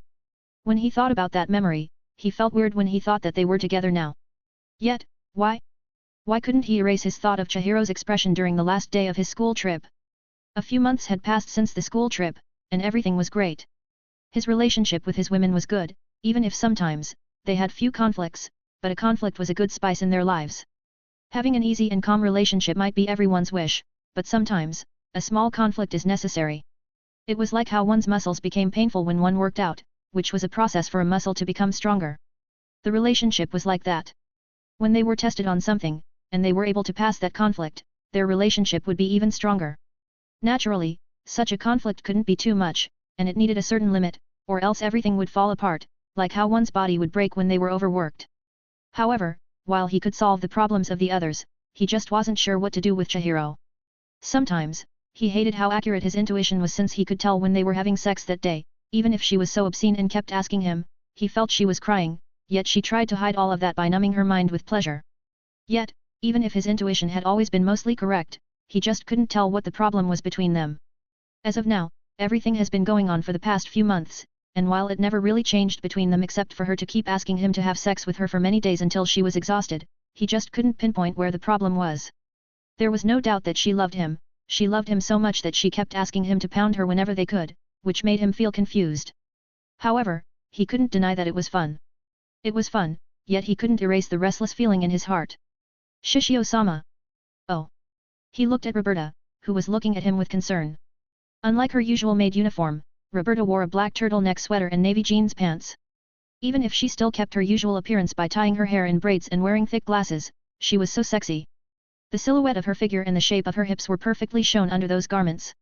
The sweater was one thing, but those jeans pants perfectly showed the charm of her lower body. More importantly, her bare feet had been rubbing his nether region. He looked at his erection and let out a long sigh. He wondered why even if he was worried about Chihiro, his penis was still thinking about something dirty. It was amazing, but it was also detestable. Yet, as a man, it was something normal. Roberta was an attractive woman, and it would be weird if he didn't show a reaction. He might be thinking about Chihiro, but even so, he couldn't forget about the others. After all, he had decided to make a harem. Naturally, he couldn't show favoritism, yet as he had said before, he was a normal human, and it was impossible for him to stay fair all the time. Sometimes, his women would give her more than him. Yet, that's what love is, right? It is impossible for two people to be fair, and one has to give more than the other. In his case, did he happen to give less or more? He wasn't sure, but except to go on a date, flirt, make them smile, and feel good about sex, he didn't do much. As for his women, they would usually take the initiative to help him, even if it was just a small matter, such as cooking, cleaning, and some other matter, such as comforting him when he was exhausted. With that said, it was similar to what Roberta did now. He took a piece of orange, which was peeled by Roberta, took the white part, and took the seeds before he fed it to her. Open your mouth. Shishio-sama. Open your mouth. She blushed but obediently opened her red, moist lips, letting him feed her. Is it good? She nodded. It's sweet and sour. She took a piece of her orange and clumsily took out the white part and seeds, but it had become a mess, making her sigh since she knew she wasn't good at house chores. The best thing she could do was peel the orange peel, and it was impossible for her to do delicate work, such as peeling the white part of the orange. Feed me that. But... Roberta. She was helpless, but she fed him the orange, which she almost crushed to bit. Then, as she fed him, she blushed once again when his tongue licked her slender fingers, which were covered by orange juice. Is it good? His tongue caused her body to shiver from the thrill. As she could feel his eyes on her, she heard his deep voice. Delicious. She wanted to bring him to the room now, but he acted like nothing had happened, teasing her like she was a cat that was teased with a catnip. When the master was bored, he would stop, but the cat was begging by scratching his feet in a pampering manner with her paws. He only glanced at her before he moved his foot like a snake as he opened her zipper skillfully. Roberta. However, before she could even react, his thumb was moving in a manner that should be impossible to do by foot. It felt so good, but as a qualified maid, she couldn't show a shameful appearance during such a time, so in the end, she could endure it by muffling her mouth as she lowered her head. Shishio. Did you just wake up? He lowered his head and looked at Sheena, who was sleeping beside him. She had slept on his thigh before, but he moved her to the pillow. Still, he could tell she hadn't fully awoken since she didn't open her eyes when she called him. While he was teasing Roberta, he took an orange that he had peeled before he fed it to Sheena. Feeling something in front of her lips, Sheena opened her cute mouth and licked the orange before she took a small bite and chewed it lightly. When she was done, she opened her mouth again, asking him to feed her. The winter made everyone sluggish, and most of them were resting. However, if they knew what he was thinking, they would roll their eyes since it was his fault since he had made them so drowsy during the day. Shishio. Chihiro hasn't gone back. Yes. Where is she? The school has said that she is on a business trip. Oh. He didn't want to think weirdly, but he could tell that Chihiro was trying to part away from him, especially when they were quite intense last night before she left him for a business trip. He had never thought too much about this, and he also wasn't someone who would doubt his woman, especially when he knew he had conquered her body and heart. Instead of having insecurity, he spent his time with other women and trusted her. The only problem was he wondered what Chihiro planned to do since he felt that she had been quite suspicious for a while. He wasn't stupid and could tell while the business trip was real, she was still hiding something from him. What is she planning to do? He didn't check what she was doing, and he also didn't ask what she was doing, even if he knew that she planned to do something. For one, he trusted her, and he wanted to solve all the problems in Chihiro's heart immediately, reaching a truly happy ending. Many might say that their relationship was impossible, but for him, he didn't think that it was impossible. It had been a week, so he thought to solve this problem, but suddenly he received a text from his father. Father, go back to Kyoto. I have something to talk about with you. Shishio furrowed his brows and wondered what his father wanted to do with him. 768, Tears. Shishio wanted to solve Chihiro's problem, but in the end, because of the text from his father, he decided to postpone it and return to Kyoto. Roberta also wanted to join on this trip as usual, but he decided to do it alone since, as expected, he noticed the strangeness of his father's text. It was like the calm before the storm. Once again, he hated how his intuition was always correct. While inside the bullet train, he ate a katsu sandwich slowly as he gazed over the scenery outside the window. It just happened that the snow was quite intense. All he could see was a white world. Everything was covered by pure white snow. Was it beautiful? Probably. However, he just couldn't appreciate the beauty before him. If he was stupid and clueless like the light novel protagonist, he would go on this trip in a happy mood, thinking his parents missed him. Winter vacation is almost around the corner. While the first and the second years were thinking of having fun, the third year was in a solemn situation since they needed to face an entrance exam. The entrance exam might be easy for him, but it was still too long for him to think about it, yet his mood might not be different from those students in the third year since he knew that his meeting with his parents would mostly talk about his future. This was also why he decided not to bring Roberta since he was sure their conversation would be far from amicable. The sweet with a slight acidity and umami taste of the katsu sandwich spread into his tongue. The soft bread, the crunchy katsu, and the juicy meat were three elements that created a perfect triangle combination. Well, if possible, I want it freshly made, though. While the katsu sandwich still tasted good when it was cold, the hot one would be even better. He touched his throat since he had the urge to drink after he ate the sandwich, so he took the bottle of oolong tea, which he had bought before he entered the bullet train. The taste of the oolong tea was plain, except for the slightly tea-like aroma and hint of bitterness, it was like any other tea. After putting on the lid, he put down the bottle as he gazed at the scenery of the sea. It was utterly dark. There was no light, and everything was covered in darkness. He felt like he was facing the abyss instead of the beautiful sea, which he had seen many times. His thought was empty, and he just stared at the sea absent-mindedly before he felt the train slow down before it stopped completely. What's happening? Why does it stop so suddenly? He heard many voices around him, telling of their bewilderment over this situation. Announcement for every passenger. We are extremely sorry for the inconvenience, but the train will stop for an hour or so because of the snowstorm. Once everything clears up, we will continue our trip right away. The voice of the announcement was heard by everyone, causing all the passengers to show various reactions. Some were complaining. Some were sighing. Some were sleeping, and each of them showed various responses, but in the end, after a little complaint, they fell silent since there was nothing they could do against nature. Shishio also took his phone and sent a text to his parents about his situation with another announcement as the background. When the announcement was over, and the silence came once again, he looked at his phone for a moment and didn't receive a reply.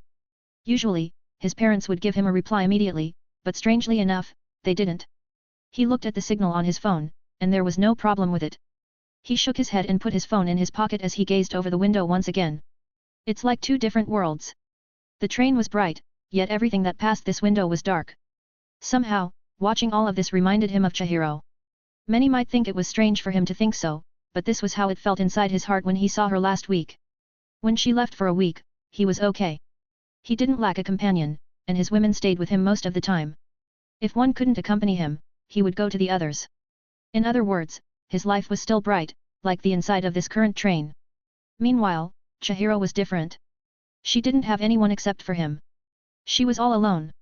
With her personality, she would probably never talk about what she felt to her friends and her family. In her case, she would bury that problem in her heart while numbing her feelings with alcohol. She was like how the sea in front of him was currently.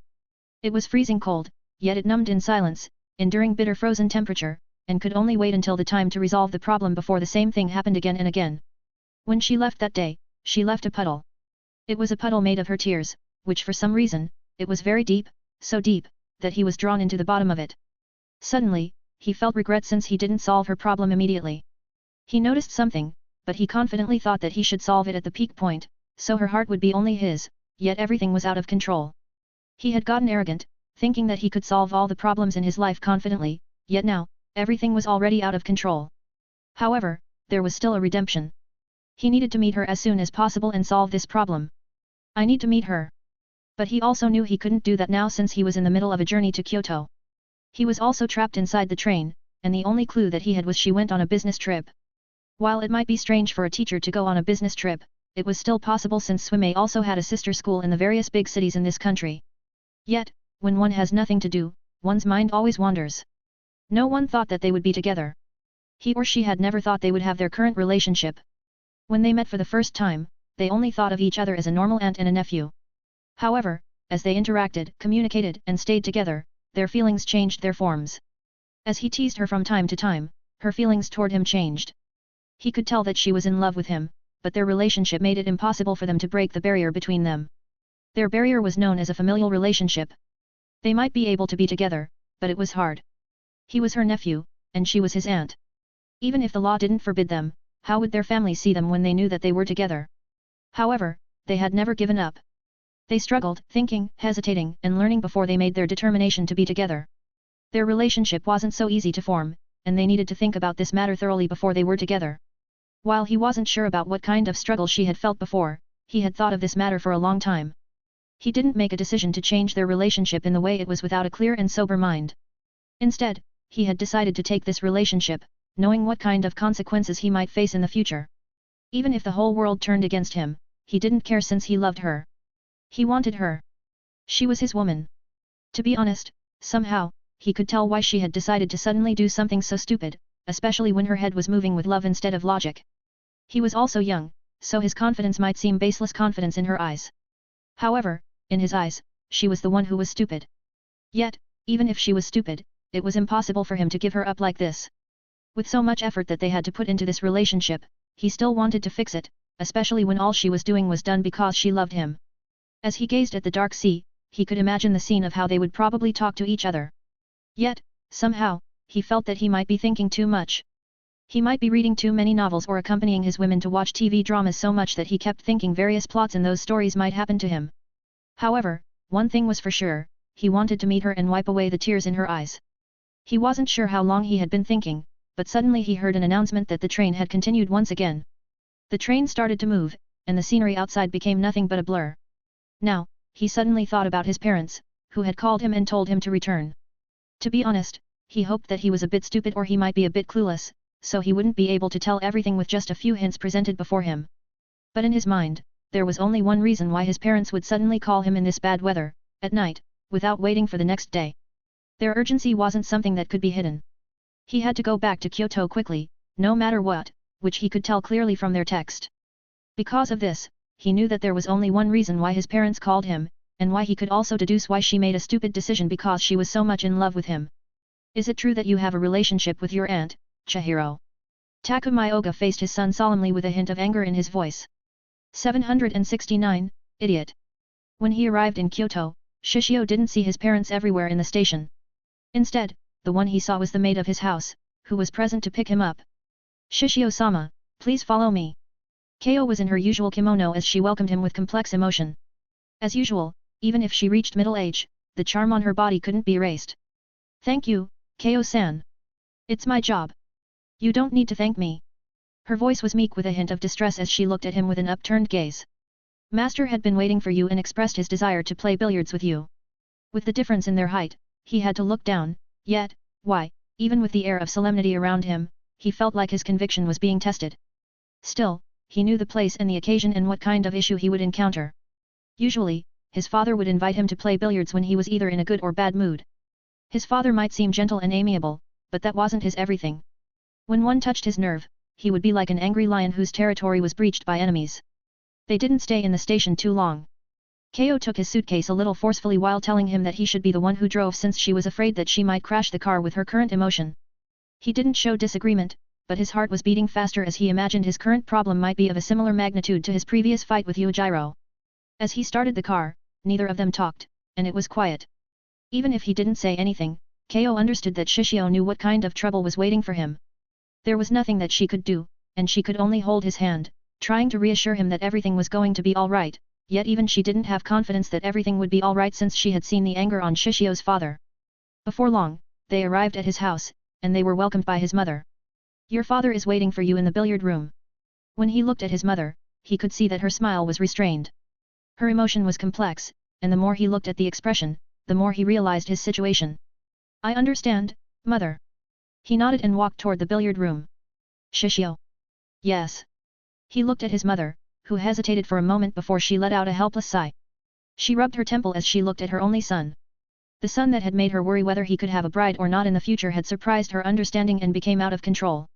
When she thought everything was moving in a good direction even though she wasn't fully satisfied, a problem that she had never thought would appear emerged so suddenly, giving her no time to react, and she couldn't fully know what to do. It's okay. You should go. Your father is waiting for you. Yes. He nodded and left toward the billiard room. In the end, she couldn't say anything and could only helplessly watch his son enter the billiard room. Shishio pushed open the heavy door and walked in. The light was quite dim, but even so, it was enough to illuminate the billiard table in the center of the room. When he saw how the oak paneling gleamed in the light, he had the feeling that he had entered this place for the first time. Takumyoga, cue in hand and face pressed close to the base, was in the act of taking aim at a white ball. The fingers of his left hand, cradling the tip of his cue, made Shishio think of the bridge under a koto string. Shut the door, said Takumai to Shishio, who had just stopped inside the half-opened door. His father's features were tinged by the reflections from the green surface of the billiard table so close to his face that Shishio found it difficult to gauge his expression. As Shishio closed the door, Takumai also straightened his back, still with a cue in his hand. He stared at his son's features for a moment, feeling slightly irritated as he looked at him helplessly. He had heard this news for a while, yet he had a hard time calming himself when he saw his son. Still, as someone who used to stand on top of people, he had always been good at masking his emotions. There were only two of them inside this room. No one would hear or listen to their conversation, so Takumai didn't waste his time. Is it true that you have a relationship with your aunt, Chihiro? Takumai's voice might seem cool, but even so, Shishio could tell the bubbling anger inside. Takumai was like a volcanic mountain that was about to erupt. The dark cloud had already shrouded this room, and whether it would turn worse or stop depended on how he was going to answer this question. If Shishio was a coward, he might pretend he didn't know anything, afraid of angering his father any longer, but he wasn't someone like that. He wasn't afraid to admit his relationship with Chihiro, but he didn't answer his father's question immediately because he had confirmed his doubt. Yet, Shishio didn't expect that Chihiro would tell his parents about their relationship. She was the one who had always told him that they should keep their relationship a secret since, without a doubt, many would think that their relationship was taboo. However, they had to be together, knowing the consequences, but in the end, she chickened up.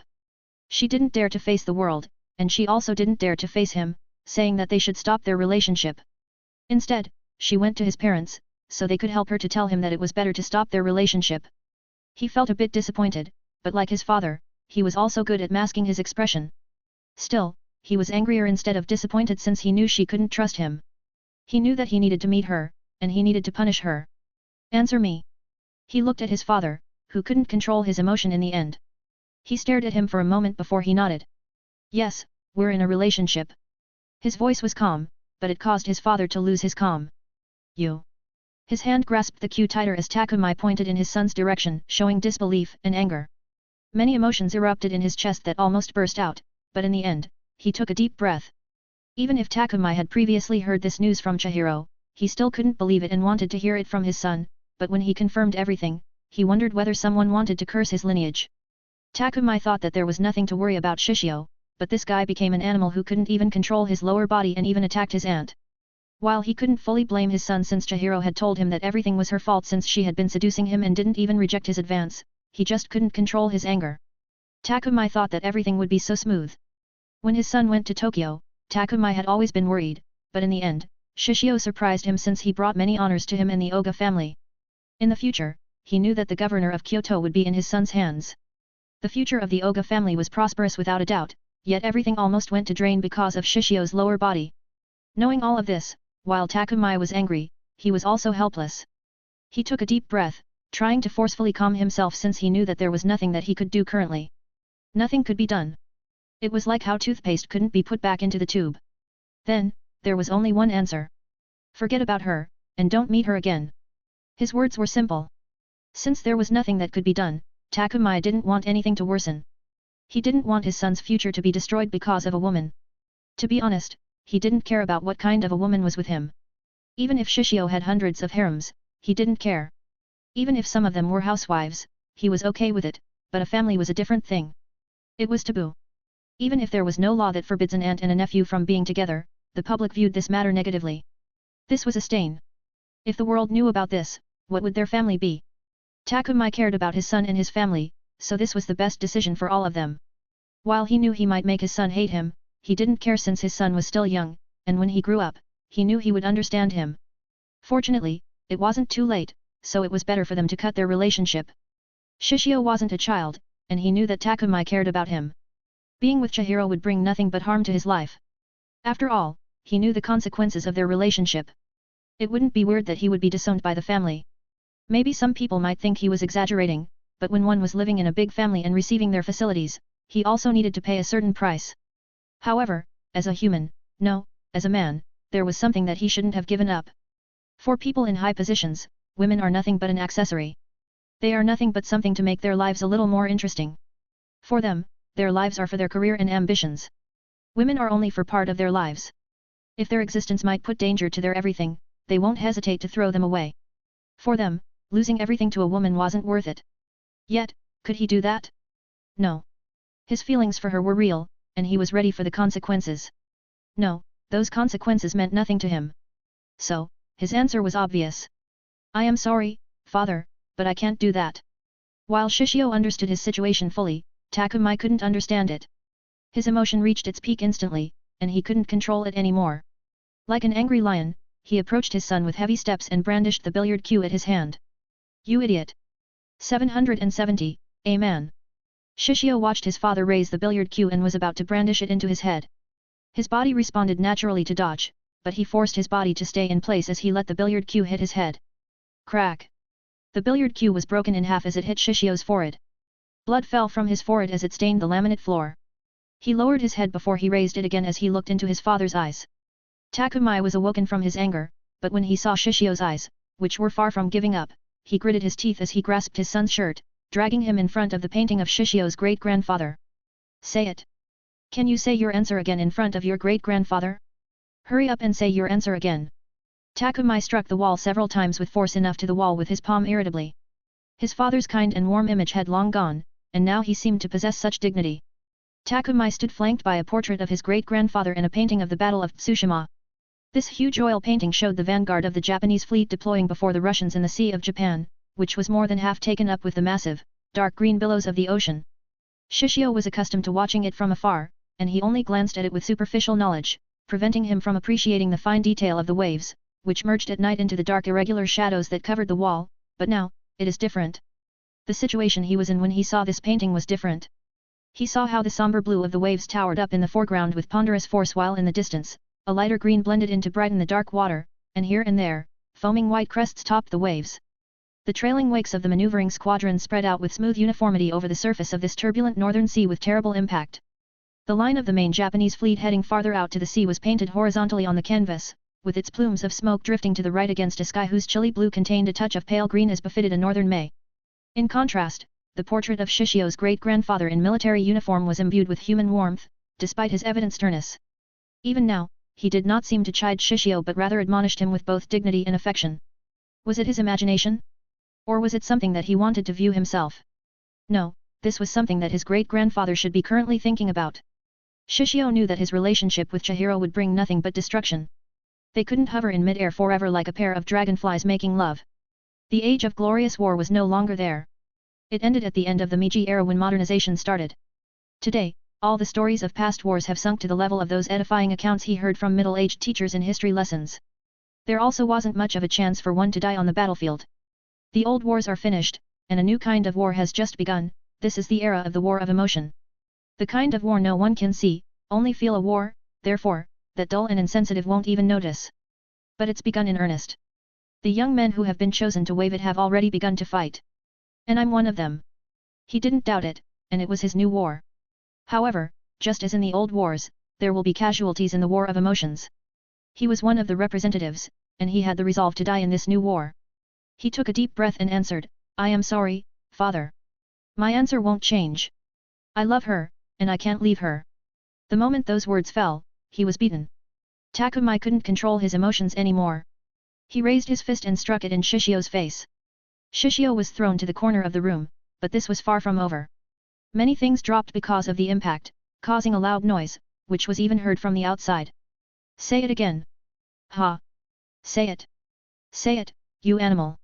Takumai roared as he beat Shishio without mercy. When the loud noise was heard, Shiroiko and Ko, who had been standing near the entrance of the billiard room, heard it, and they quickly entered before they were stunned by what they saw. I regretted raising you in such a soft and easy way, but I had never realized you'd turn out like this.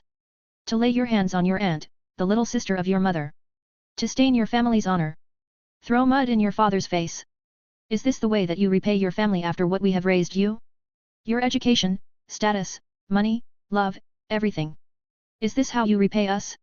You behave like an animal. You have done something that's rotten through and through. Answer me again. Do you still want to defy me? Takumai punched and kicked Shishio with all of his might. The anger on his head clouded everything, and even if Shishio was bloody, he kept beating him. Stop! Stop! Dear, you are going to kill our son. Shioriko couldn't control it anymore, and she hugged her husband as she pushed him away from Shishio. Ko-san, take care of Shishio. Yes. Ko looked at Shishio with distress. His face was bloody. His handsome and elegant appearance could no longer be seen in him. Even his shirt was dirty from Takumai's shoes. However, Takumai was far from calm. His wife might have stopped him, but it didn't stop him from stopping his anger toward his son. Our son? He won't be any longer of our son if he still defies my words. Listen to me. I will disown you here and now if you don't follow my words and continue to bring shame to our family. If his son continued to be in the relationship with Chihiro, then where would his face be? Where would be the face of the family? If this wasn't the modern world, then this matter was a small matter, but what era was this? This is an era where many small things can become big things. If before one could protect their family with a sword and gun, then in this era, those things were useless. No, it was still useful, but there were some things that were more powerful and dangerous than those weapons. That is the media. If the media knew what was happening to the Oga family, they would be like a shark that had smelled the scent of blood. All they would do was charge forward and bite their family like the most delicious feast greedily. The Oga family was powerful, and they should be able to defend this news, but that price was by disowning Shishio. Disowning him meant that Shishio didn't have a relationship with the Oga family. Whatever he did, it had nothing to do with the Oga family. However, how could Takumai bear to disown Shishio? Shishio was his only son. He was also his pride. Takumai loved Shishio very much. He knew that his son could do everything, and his future was so bright that it was blinding. If Shishio wanted to, he could be anything. Which is why this matter disappointed him so much. After all, what kind of parents could stay calm when they knew that their son had a relationship with his aunt? This was messed up. This mistake might not be much for the Oga family, but it was different for Shishio. What would happen if Shishio lost the Oga family? Takumai didn't know, but he didn't want to disown Shishio, so he had to be tough, hoping that Shishio would give up. Shishio might hate him, but it didn't matter since everything was for his future. Hearing Takumai's words, Shioriko and Ko knew that Takumai was serious. They were all looking at Shishio in a complicated mood. While Shioriko was holding her husband, so he wouldn't beat their son anymore, Ko wiped Shishio's blood with a handkerchief. This matter, they also knew this matter like Takumai, but unlike him, they couldn't be tough like Takumai. They knew that what their son and Chihiro did was wrong, yet when they thought of Chihiro's tears that day. Shishio sat on his knees as he pushed Ko's hand gently. Shishio. Ko-san, let me talk first. Shishio looked at his father and then bowed his head. I am sorry. I am sorry that I have disappointed you. I have stained our family's honor and thrown mud in your face. I am sorry, father. Shishio had never thought that he was wrong with his relationship with Chihiro, but he knew in the parents' eyes it would be a different matter. He had disgraced his father, and he knew that he had put a stain on his parents. This fact didn't change since he knew he had wronged his parents because of his selfishness and love. If there was an unfilial child, he knew that it would be him. This was why he apologized since he knew that his father cared about him. This beating was different from the fights that he had encountered. This beating was his father's love. I know that you care about me. You want me to have a bright future, living an easy and comfortable life. You want the best for me. Takumai looked at his son in a complicated mood. By leaving Chihiro, I know that I can get all of that. Thank you for reminding me. Then. But this isn't a matter of the future. What I want currently is her. She is someone that I love. I won't abandon her for my future. So, do you think it is worth it? Is it worth it to throw away your future for love? Shioriko asked instead of Takumai. For me, it is yes. Shishio nodded as he looked at his parents with a calm expression. Many will say that I am stupid to do this, but if I can abandon someone I love for fear which only happens in the future, then what am I? When we started this relationship, I had thought about the consequences several times, and I am ready for this. This is why. I won't abandon her. His decision was firm, and no one could change his mind. 771, Will. His determination was clearly conveyed in his words. Shishio was as immovable as a mountain. They knew that no matter what they said would be useless.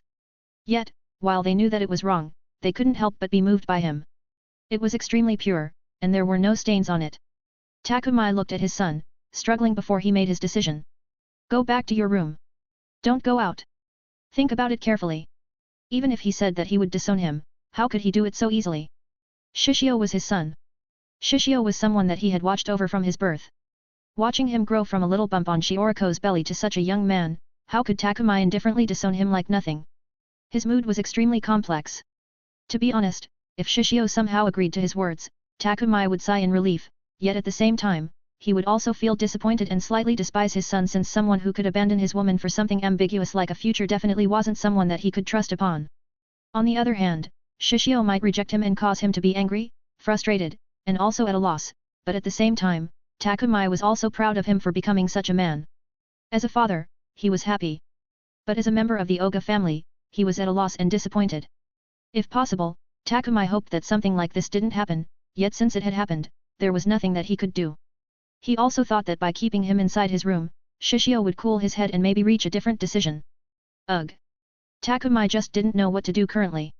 Shishio didn't know what his father thought since he was led to his room by Ko. Shiroiko stayed with his father, fearing that Takumai might beat him again. When they entered his room, he was quiet, and Ko also didn't know what to say. The only thing that she could do was tend his wounds. He had a lot of bruises, and many parts of his skin were cut and bleeding. Ko was in distress as she tended to him. Still, she also couldn't say anything since she just didn't know what she should say. Should she support Takumai? No, she should support Takumai to make Shishio give up Chihiro, yet she had to say she was extremely jealous of Chihiro. Shishio only glanced at Ko and pretended that he didn't notice the sudden change in her mood and body. Ko-san, let me stay alone. But... Ko-san. Ko sighed before she stood up and bowed her head. Please call me if you need something. She left quietly without disturbing him. Shishio looked out his window and thought of escaping, but he decided to lie on his bed, thinking about many things. As he gazed at the dark ceiling, he was still shocked by Chihiro's decision. He could understand her and why she could do this, yet at the same time, his heart was extremely uncomfortable. She only wanted the best for him. Yet, his best meant that she would disappear from his life. Such a life definitely wasn't something that he longed for. It was true that even if she left, he wouldn't be missing anything. He didn't lack a woman. No, he had a lot of them. Even if one of them vanished from his life, it wouldn't interrupt his life. Instead, the one who would be miserable would be Chihiro instead of him. He had everything, yet she had nothing. Even if he followed his father's words, it didn't matter, yet as he had said before, how could he let everything stay the way it was? Giving up, following his father's words, without even fighting back. What was he? As for Chihiro, to be honest, he was angry. He was extremely angry. To be honest, when they met, he planned to inject his seed, so she would get pregnant with his child. That way, what would she do? Could she get away from him again? However, when he thought about it clearly, he didn't plan to do so since love was messing with people's minds. One could do everything in the name of love. It was the most unreasonable emotion that one could have, after all. If he really got her pregnant, he was afraid that she might escape to Southeast Asia, so she wouldn't cause trouble in his life. Why are you so stupid? He questioned this before he stood up since he had made up his mind to chase after her, and it was impossible for him to stay here any longer. He wanted to meet her, and he was going to wipe the tears from his eyes. Since, right now, the only person who could do that was him. He was the only one. He knew that he couldn't get out from the entrance of his house, so he decided to leave through the window, but when he was about to leave, the door of his room was opened. There was silence. Shioriko looked at his son, who was about to escape speechlessly. I want to go to Chihiro. Lying might be good because of how awkward this situation was, yet he told the truth since he wanted to tell his mother that it was impossible to change his decision. Shioriko let out a long sigh as she closed the door. Then, do you know where she is? She might be on a business trip, but that business trip is a process to transfer her job. She is going to move away from Swime. Yes. Shioriko sat on his bed and patted her side. Come here. Listen to me first before you leave. You won't stop me. He thought, but he knew that it was such a stupid question when everything was clearly conveyed by her actions. He sat by her side and listened to Shioriko, telling him what had happened to Chihiro for the past month and what kind of decision her little sister had made. However, after listening to the story, there was only one thing that he could think of. Just how stupid this woman is, was it worth it for her to throw away everything for him? Leaving Swime meant a lot of things for Chihiro. After all, Chihiro loved to teach, and Swime was also the place where she wanted to work the most when she became a teacher, yet she decided to leave everything for him. Moreover, she would also cut her relationship with her family, staying alone where no one knew her. Chihiro had decided to leave Shishio's life. She didn't want to become a stumbling block for his future. His future without her was the best. Was it worth it? Was it worth it to throw everything for a scumbag like him? However, knowing this, he knew that he had to meet her. Shioriko didn't know what her son was thinking, but she said, to be honest, like your father, I don't know what to do. I should have stopped you, but in the end, I couldn't. I left everything to your father since. I don't have the courage to say anything to you. Your relationship, while I can't say that it is right, especially in the eyes of others, I can tell that you're earnest. You two are in love with each other. I can tell you all of that, yet at the same time, I can't fully support you two, especially when your relationship is.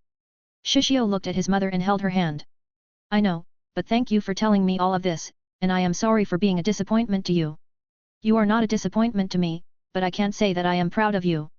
She was in tears, trying to stop them but couldn't. If possible, she wished that she could fully support their relationship, yet as a wife of the Oga family, she knew what their relationship meant. Disowning was the only thing she could think of to solve this problem. Yet similar to her husband, she didn't want to disown her son. Similar to her husband, she loved her son. Maybe, sending him to Tokyo was a mistake. Maybe letting the two meet each other was a mistake. There were many ifs on her mind, and she thought that if all of that didn't happen, then everything wouldn't reach this point. Was there only one answer to this problem?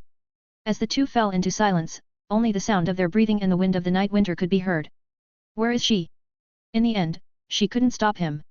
She stared at her son, struggling, hoping that something might change, a miracle might happen, but in the end, nothing happened, and she told him where Chihiro was. Asahikawa. Asahikawa? Hokkaido. He was dumbfounded since it was too far away.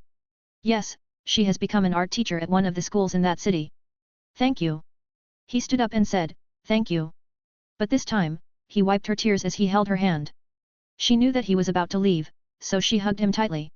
He just let her until he could feel her hands loosen. Neither of them talked, and she just watched him leave, but she told him to leave through the entrance since it was dangerous to leave through the window.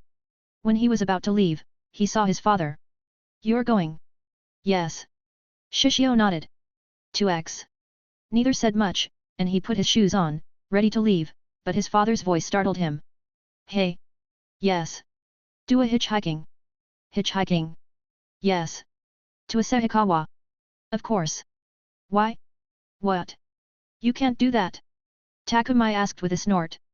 Shishio wanted to ask that, but in the end, he nodded. I will do it. He wasn't sure why his father told him to hitchhike, but it might be his last request, so he agreed. That's good. Takumai nodded. Then, Shishio left the house and bowed his head for the last time before walking to Asahikawa. His parents didn't send him off, but they stared at his figure from the window of their room, watching him leave until they couldn't see him anymore. Why did you tell him to hitchhike? Shioriko asked curiously to her husband. Because it's hard. That's it. His relationship won't be easy, and they will face many hardships together. No, he will, so this hitchhiking is a good chance for him to test his feelings. It's hard, but it will also make him mature and strengthen his will. After all, if he gives up, then how can he persist in his love for your little sister even in the future? Dear. She was moved and stared at her husband with a warm gaze, but she was stunned when her husband suddenly carried her and threw her to the bed. Let's make another one. Shioriko was obedient. 772, Snowflake. Damn it, the snow is so thick. Chihiro cursed as she walked on the street. She held her body tightly, feeling extremely cold. This bad weather, this cold temperature, this place where no one was around, she was almost in tears, missing her comfortable room with him around. In this city, she didn't know anyone, but it might be the work of God that she knew someone. Unfortunately, this person was bizarre. Bone fetish. She shuddered when she thought about a certain woman who was in love with Bones so much. She buried her chin around her scarf, trying to seek a little warmth, as she walked on the side of the street carefully, so she wouldn't slip to the ground.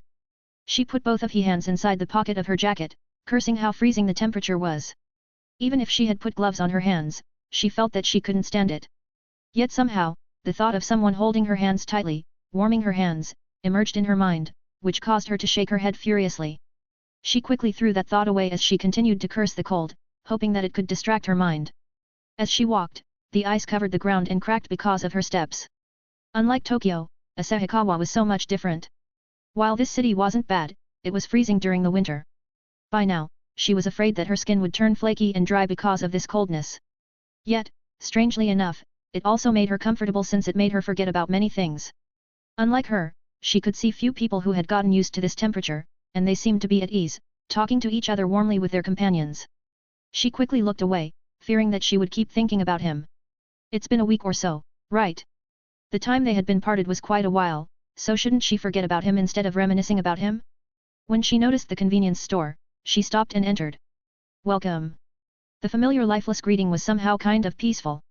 However, the warm temperature of the store still made her chilly. She didn't answer the greeting and walked toward the alcohol corner. She picked 3 cans of beer skillfully. Still, she stopped when she saw a local beer brand, hesitating, but in the end, she chose her favorite. Picking up her beers, she walked into the sweet corner, picking up a few chocolate bars from her shopping basket carelessly before she paid all of them at the cashier. Everything is here. Thank you. She picked up the plastic bag as she walked out of the convenience store, welcoming the comfortable cold before wandering aimlessly. After moving to the city, she had been living in an apartment alone. Unlike Tokyo, the rent was quite cheap, which she loved, and the room was quite good, but she hated to stay there since staying alone in that apartment made her think many things. She kept thinking that it was something that she didn't want to do. Even if she didn't want to, her mind and heart forced her to do it. She hated herself for not being able to control herself even though she was the one who made this decision. Even though she knew that it was for the best, she also knew that she had done something wrong to him since she didn't even discuss this matter with him, and she just ran away. She even reported this matter to his parents. By now, she was afraid that he might have a fight with his parents because of her. Yet, as she had said before, it was for the best. He knew that he had reassured her, telling her that everything would be alright, yet the thought of what had happened in Okinawa caused her heart to be turbulent. Moreover, the thought of their relationship was known by everyone as he was being persecuted and losing his future, making her feel that this relationship was impossible. She would bring nothing but trouble to him. Yes, this is what's best for the two of us. She tried to reassure herself as she continued to walk. This time, she didn't walk aimlessly but walked with a destination. Her destination was a park. Unfortunately, it was also a park where she met a weird woman who was in love with Bones. Still, she wasn't in the mood to think about that woman, especially when this woman was quite sticky toward her. While this woman was weird, she had faced many weirdos in her life, so she could easily accept this bone fetish woman. She strolled down the path between the Himalayan and Lebanese cedars, and the air, sound, and scent suddenly changed. The temperature came down to a full degree, the scent of greenery covered by snow filled the air, and because of the winter, everything was quiet. Only the sound of winds, rustling leaves, and snow dropping could be heard. This world was so blurry, she thought. Without his existence, everything seemed fuzzy and hazy, and she seemed to be drunk, unable to tell the reality or dream, but the coldness on her skin told her that everything was real. She was all alone. Her steps were a little heavy. Whether it was because of how thick the snow was, exhaustion, or something else, she wasn't sure, but she kept walking. Beyond the snow-covered maple leaves, the arbor where she always rested after she moved to Asahikawa came into view. Naturally, it was empty, especially on this cold day. Yet, she walked like it was normal toward this empty arbor and sat relaxedly as she gazed into the white world before her. She opened her plastic bag and took a can of beer, opened it before she sipped it slowly. Then she rummaged in her plastic bag, took a bar of chocolate she had bought, and tore the package before she ate it. After coming to the city, this was her diet. She wasn't sure what was happening to beer, but strangely enough, she lost her sense of taste. Except for beer, alcohol, and bitter chocolate, she could taste nothing. Whenever she wanted to eat something else, she wanted to puke. Every food she tried to eat became so disgusting and didn't taste good. She knew this was bad, but as she tried to force herself, she would vomit. At that time, she was desperate, but she finally found the food which she could eat, which was chocolate. She knew that this wasn't good, but it was okay since it could ease her hunger. Her condition might have become worsened, but living was just too painful. Tomorrow, she will have to report to her new school. As she moved to Asahikawa, she continued to become a teacher at the nearby high school. With her qualification, it was easy for her to be accepted to any school in Asahikawa. However, she just didn't have the drive to continue. Even though I am the one who has decided to do this. She knew this was for the best, yet, deep inside, how could she wish for something like this? If they were just a normal woman and a man, even if their age difference was quite a lot, she could ignore everything, but their situation was different. She was his aunt, and he was her nephew. She still remembered the gaze of her big sister and big brother-in-law that day, causing her to grimace in pain and flinch at reality. This was the reality of their relationship. No matter how beautiful they saw it, in the eyes of others, it was nothing but disgusting. The snowflake fell slowly and gently from the sky, yet when it touched the ground, it collapsed, melted away, and disappeared. The one which she had been staring at had also disappeared. Was her future going to be like this? However, it might not be bad. Being forgotten by him might be the best since this was something that she had been looking forward to.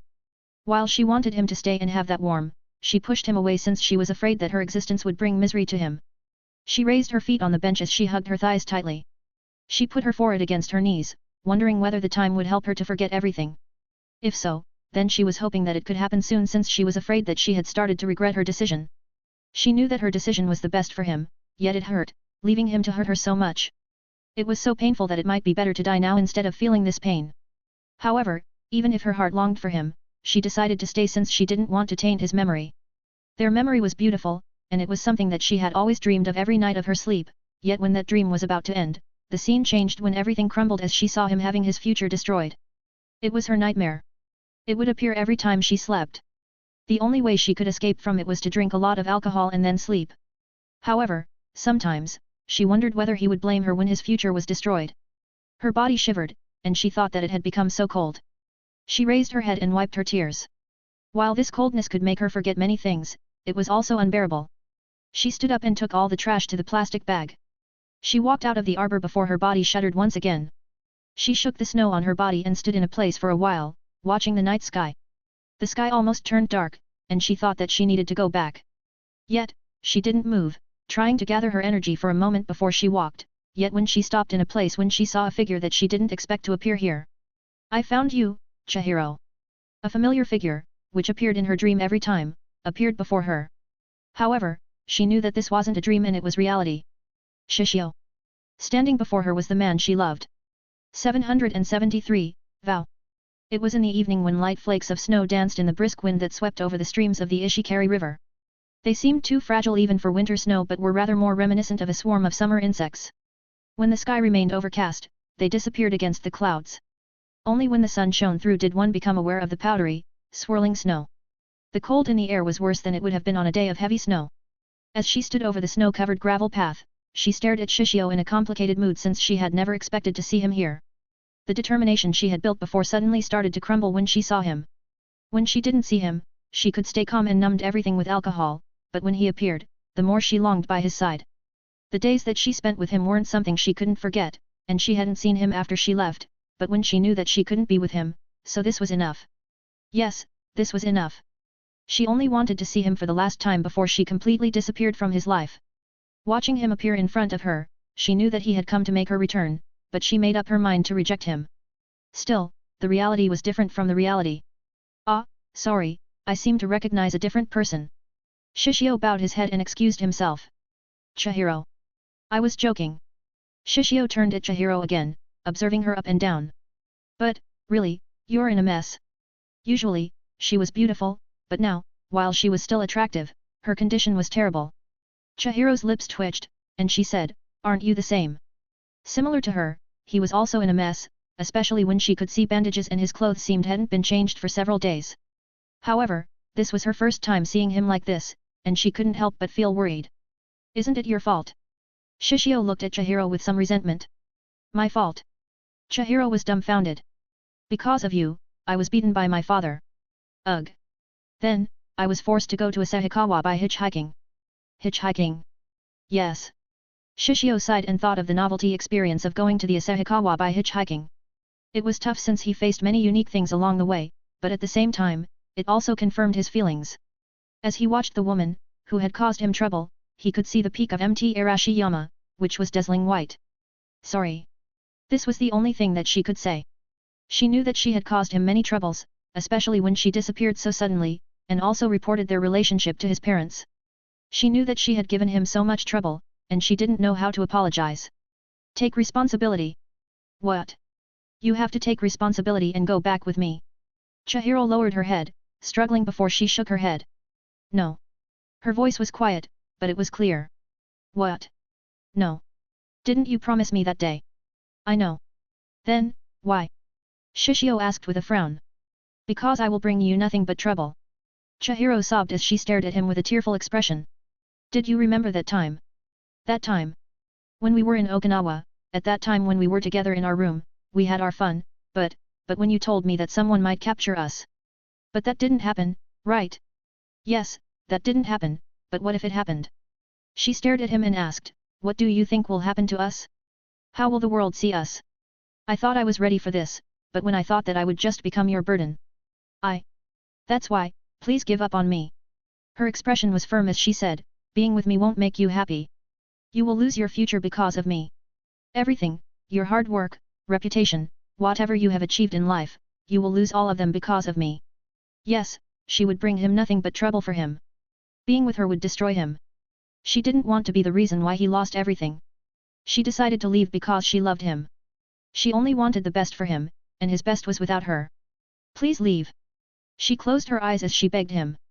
Please leave me, okay? Those precious memories with him, she didn't want to stain them. She wanted to let them remain beautiful, and she would definitely treasure all of those days with him. That's why, it was better for him to leave since those memories might turn into an ugly nightmare.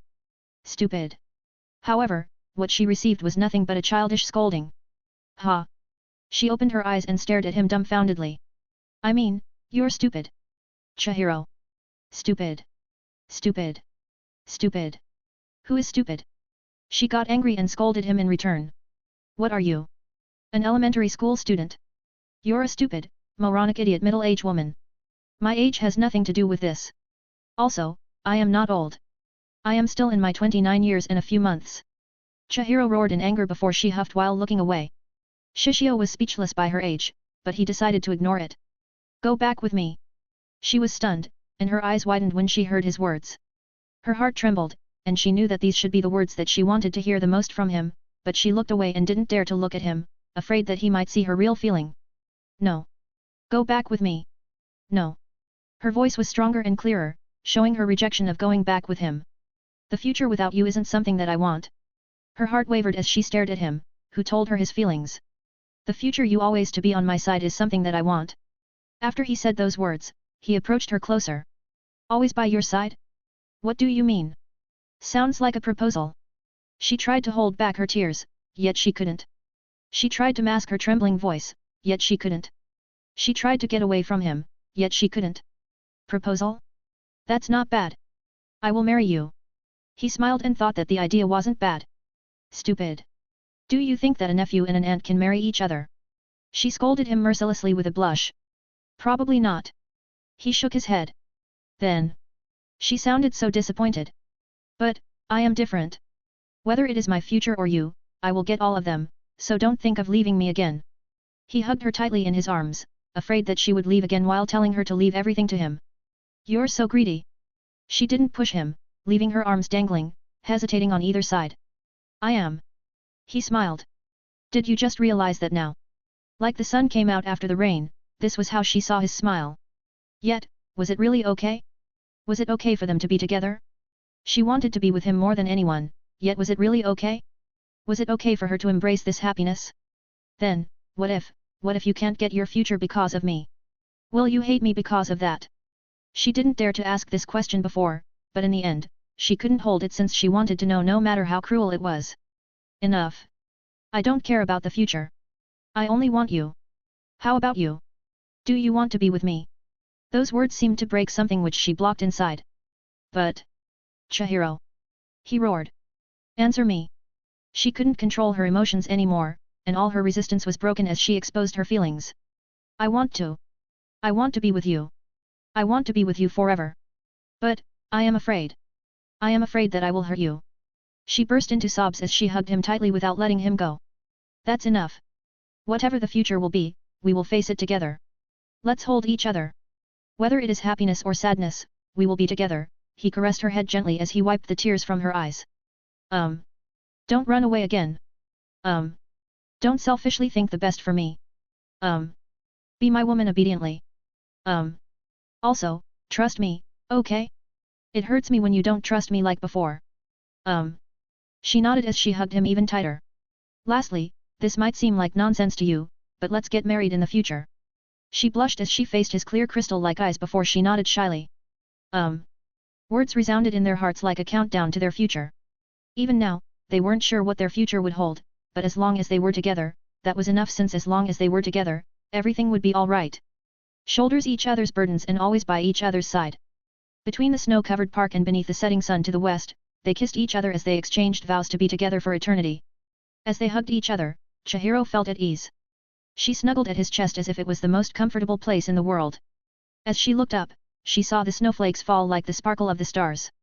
It was so breathtaking and poignant. It's snow. It's okay. She held him tightly. 774, irreplaceable, end. Many things happened after that day. However, as they decided to be together once again, they spent a steamy night and a day in Asahikawa for almost a few days. With the cold temperature of the Hokkaido winter, staying side by side felt so much more comfortable. Still, while his body was okay since he was many times stronger than an average adult, Chihiro was still a normal human, so she needed to rest. Even so, the days that they spent those days were irreplaceable. Still, even though they had decided to be together once again, Chihiro decided to stay in Asahikawa, at least until he graduated.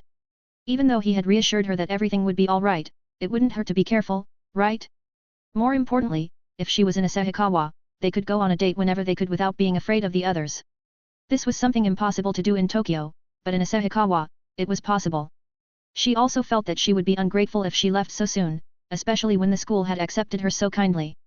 Lastly, it felt great to monopolize him, and to hug him in this cold temperature felt so comfortable. Shishio also didn't mind since it wasn't like they couldn't meet each other. He also didn't mind visiting Asahikawa, especially when he realized that there were many girls that could trigger his system in this town. While he felt weird, he didn't overthink. With that said, everyone also knew about their relationship, and naturally, they were all dumbfounded when they learned about their relationship. However, when they thought about his personality, they could only stare at him while rolling their eyes. As of now, they were a bit dreaded since they were afraid that their mothers might be attacked by him. Hey! He wanted to change his image in their minds, but he knew that it was impossible.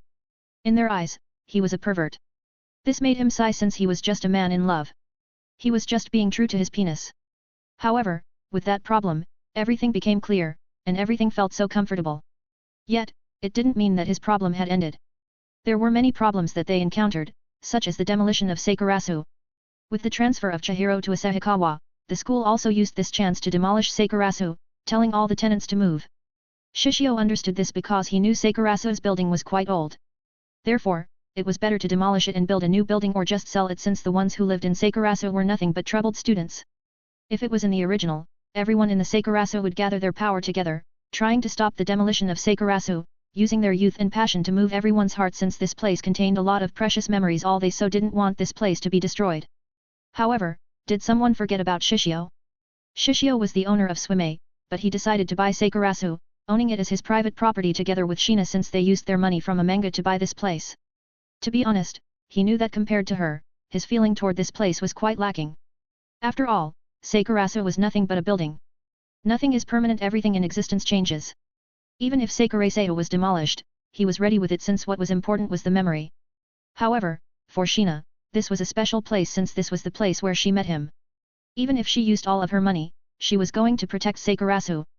With that being said, they were in trouble since with them, as the new owner, they didn't have time to manage this place.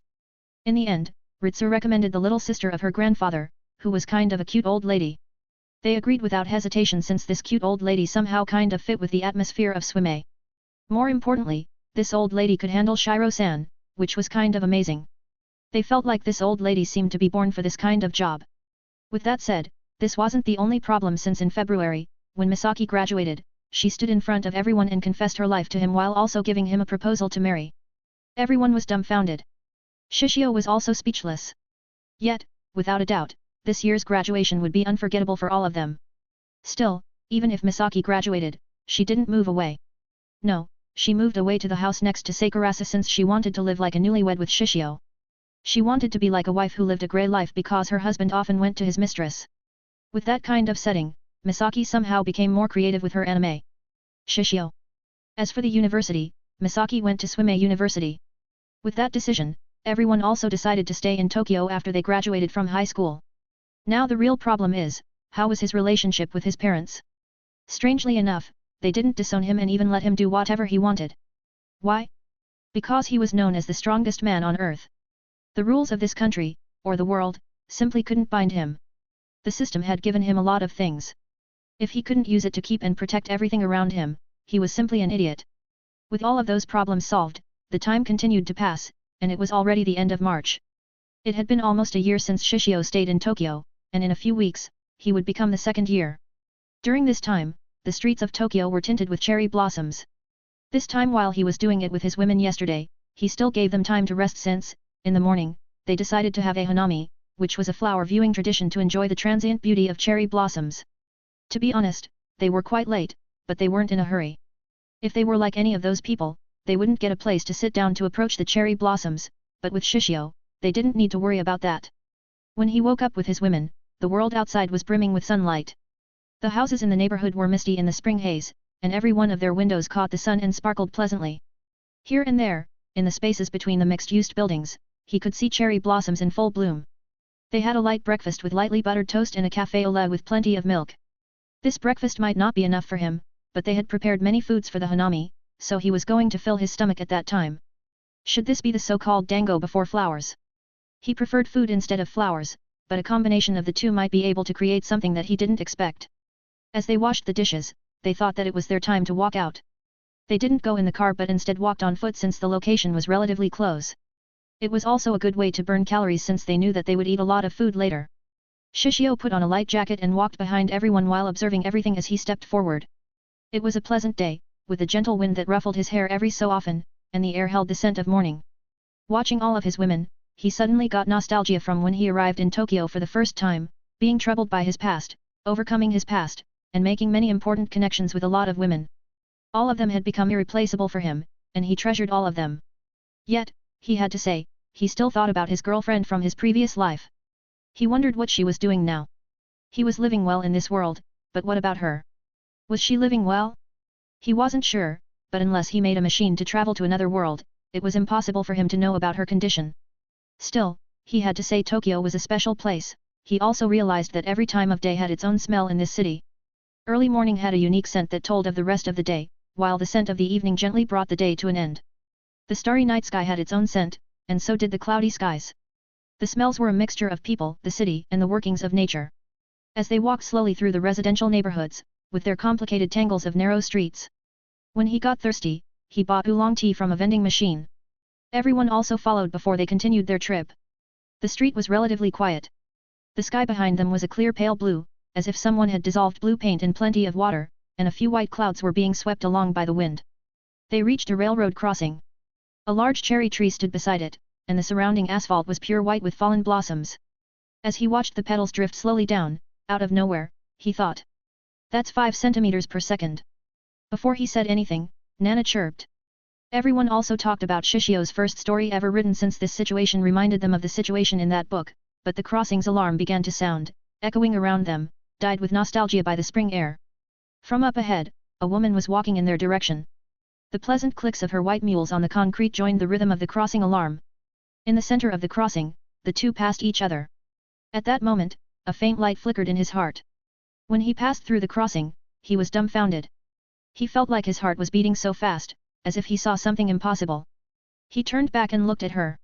She turned his way, too, but when their eyes were about to meet at that moment, an Odoku Line express train passed and hid them from each other. He didn't move and stood there, and he had a feeling that woman also did the same. With anticipation growing in his heart, the train passed, and their eyes met each other. The crossing's alarm still echoed, but they felt like the world was in silence. The sky was blue, the wind was cool, and the beautifully clear air held the scent of early spring. The two couldn't contain their emotions and ran toward each other. Note. That's it. That's the end. Thank you. To be honest, when I wrote this story, this was the ending that I had imagined, so I am pretty satisfied with it. Naturally, some of you may not, but well, this is the best I can do currently. As for who is that woman at the end? There is no need for me to spill it, right? As for my feelings? I am not sure. I feel conflicted somehow and also feel relief. However, thank you for following me on this journey. Lastly, let me prepare a poem for you. Finishing a novel. It's a single milepost. On a barren journey. Neither is it joyful. Nor is it sorrowful. Once again, thank you.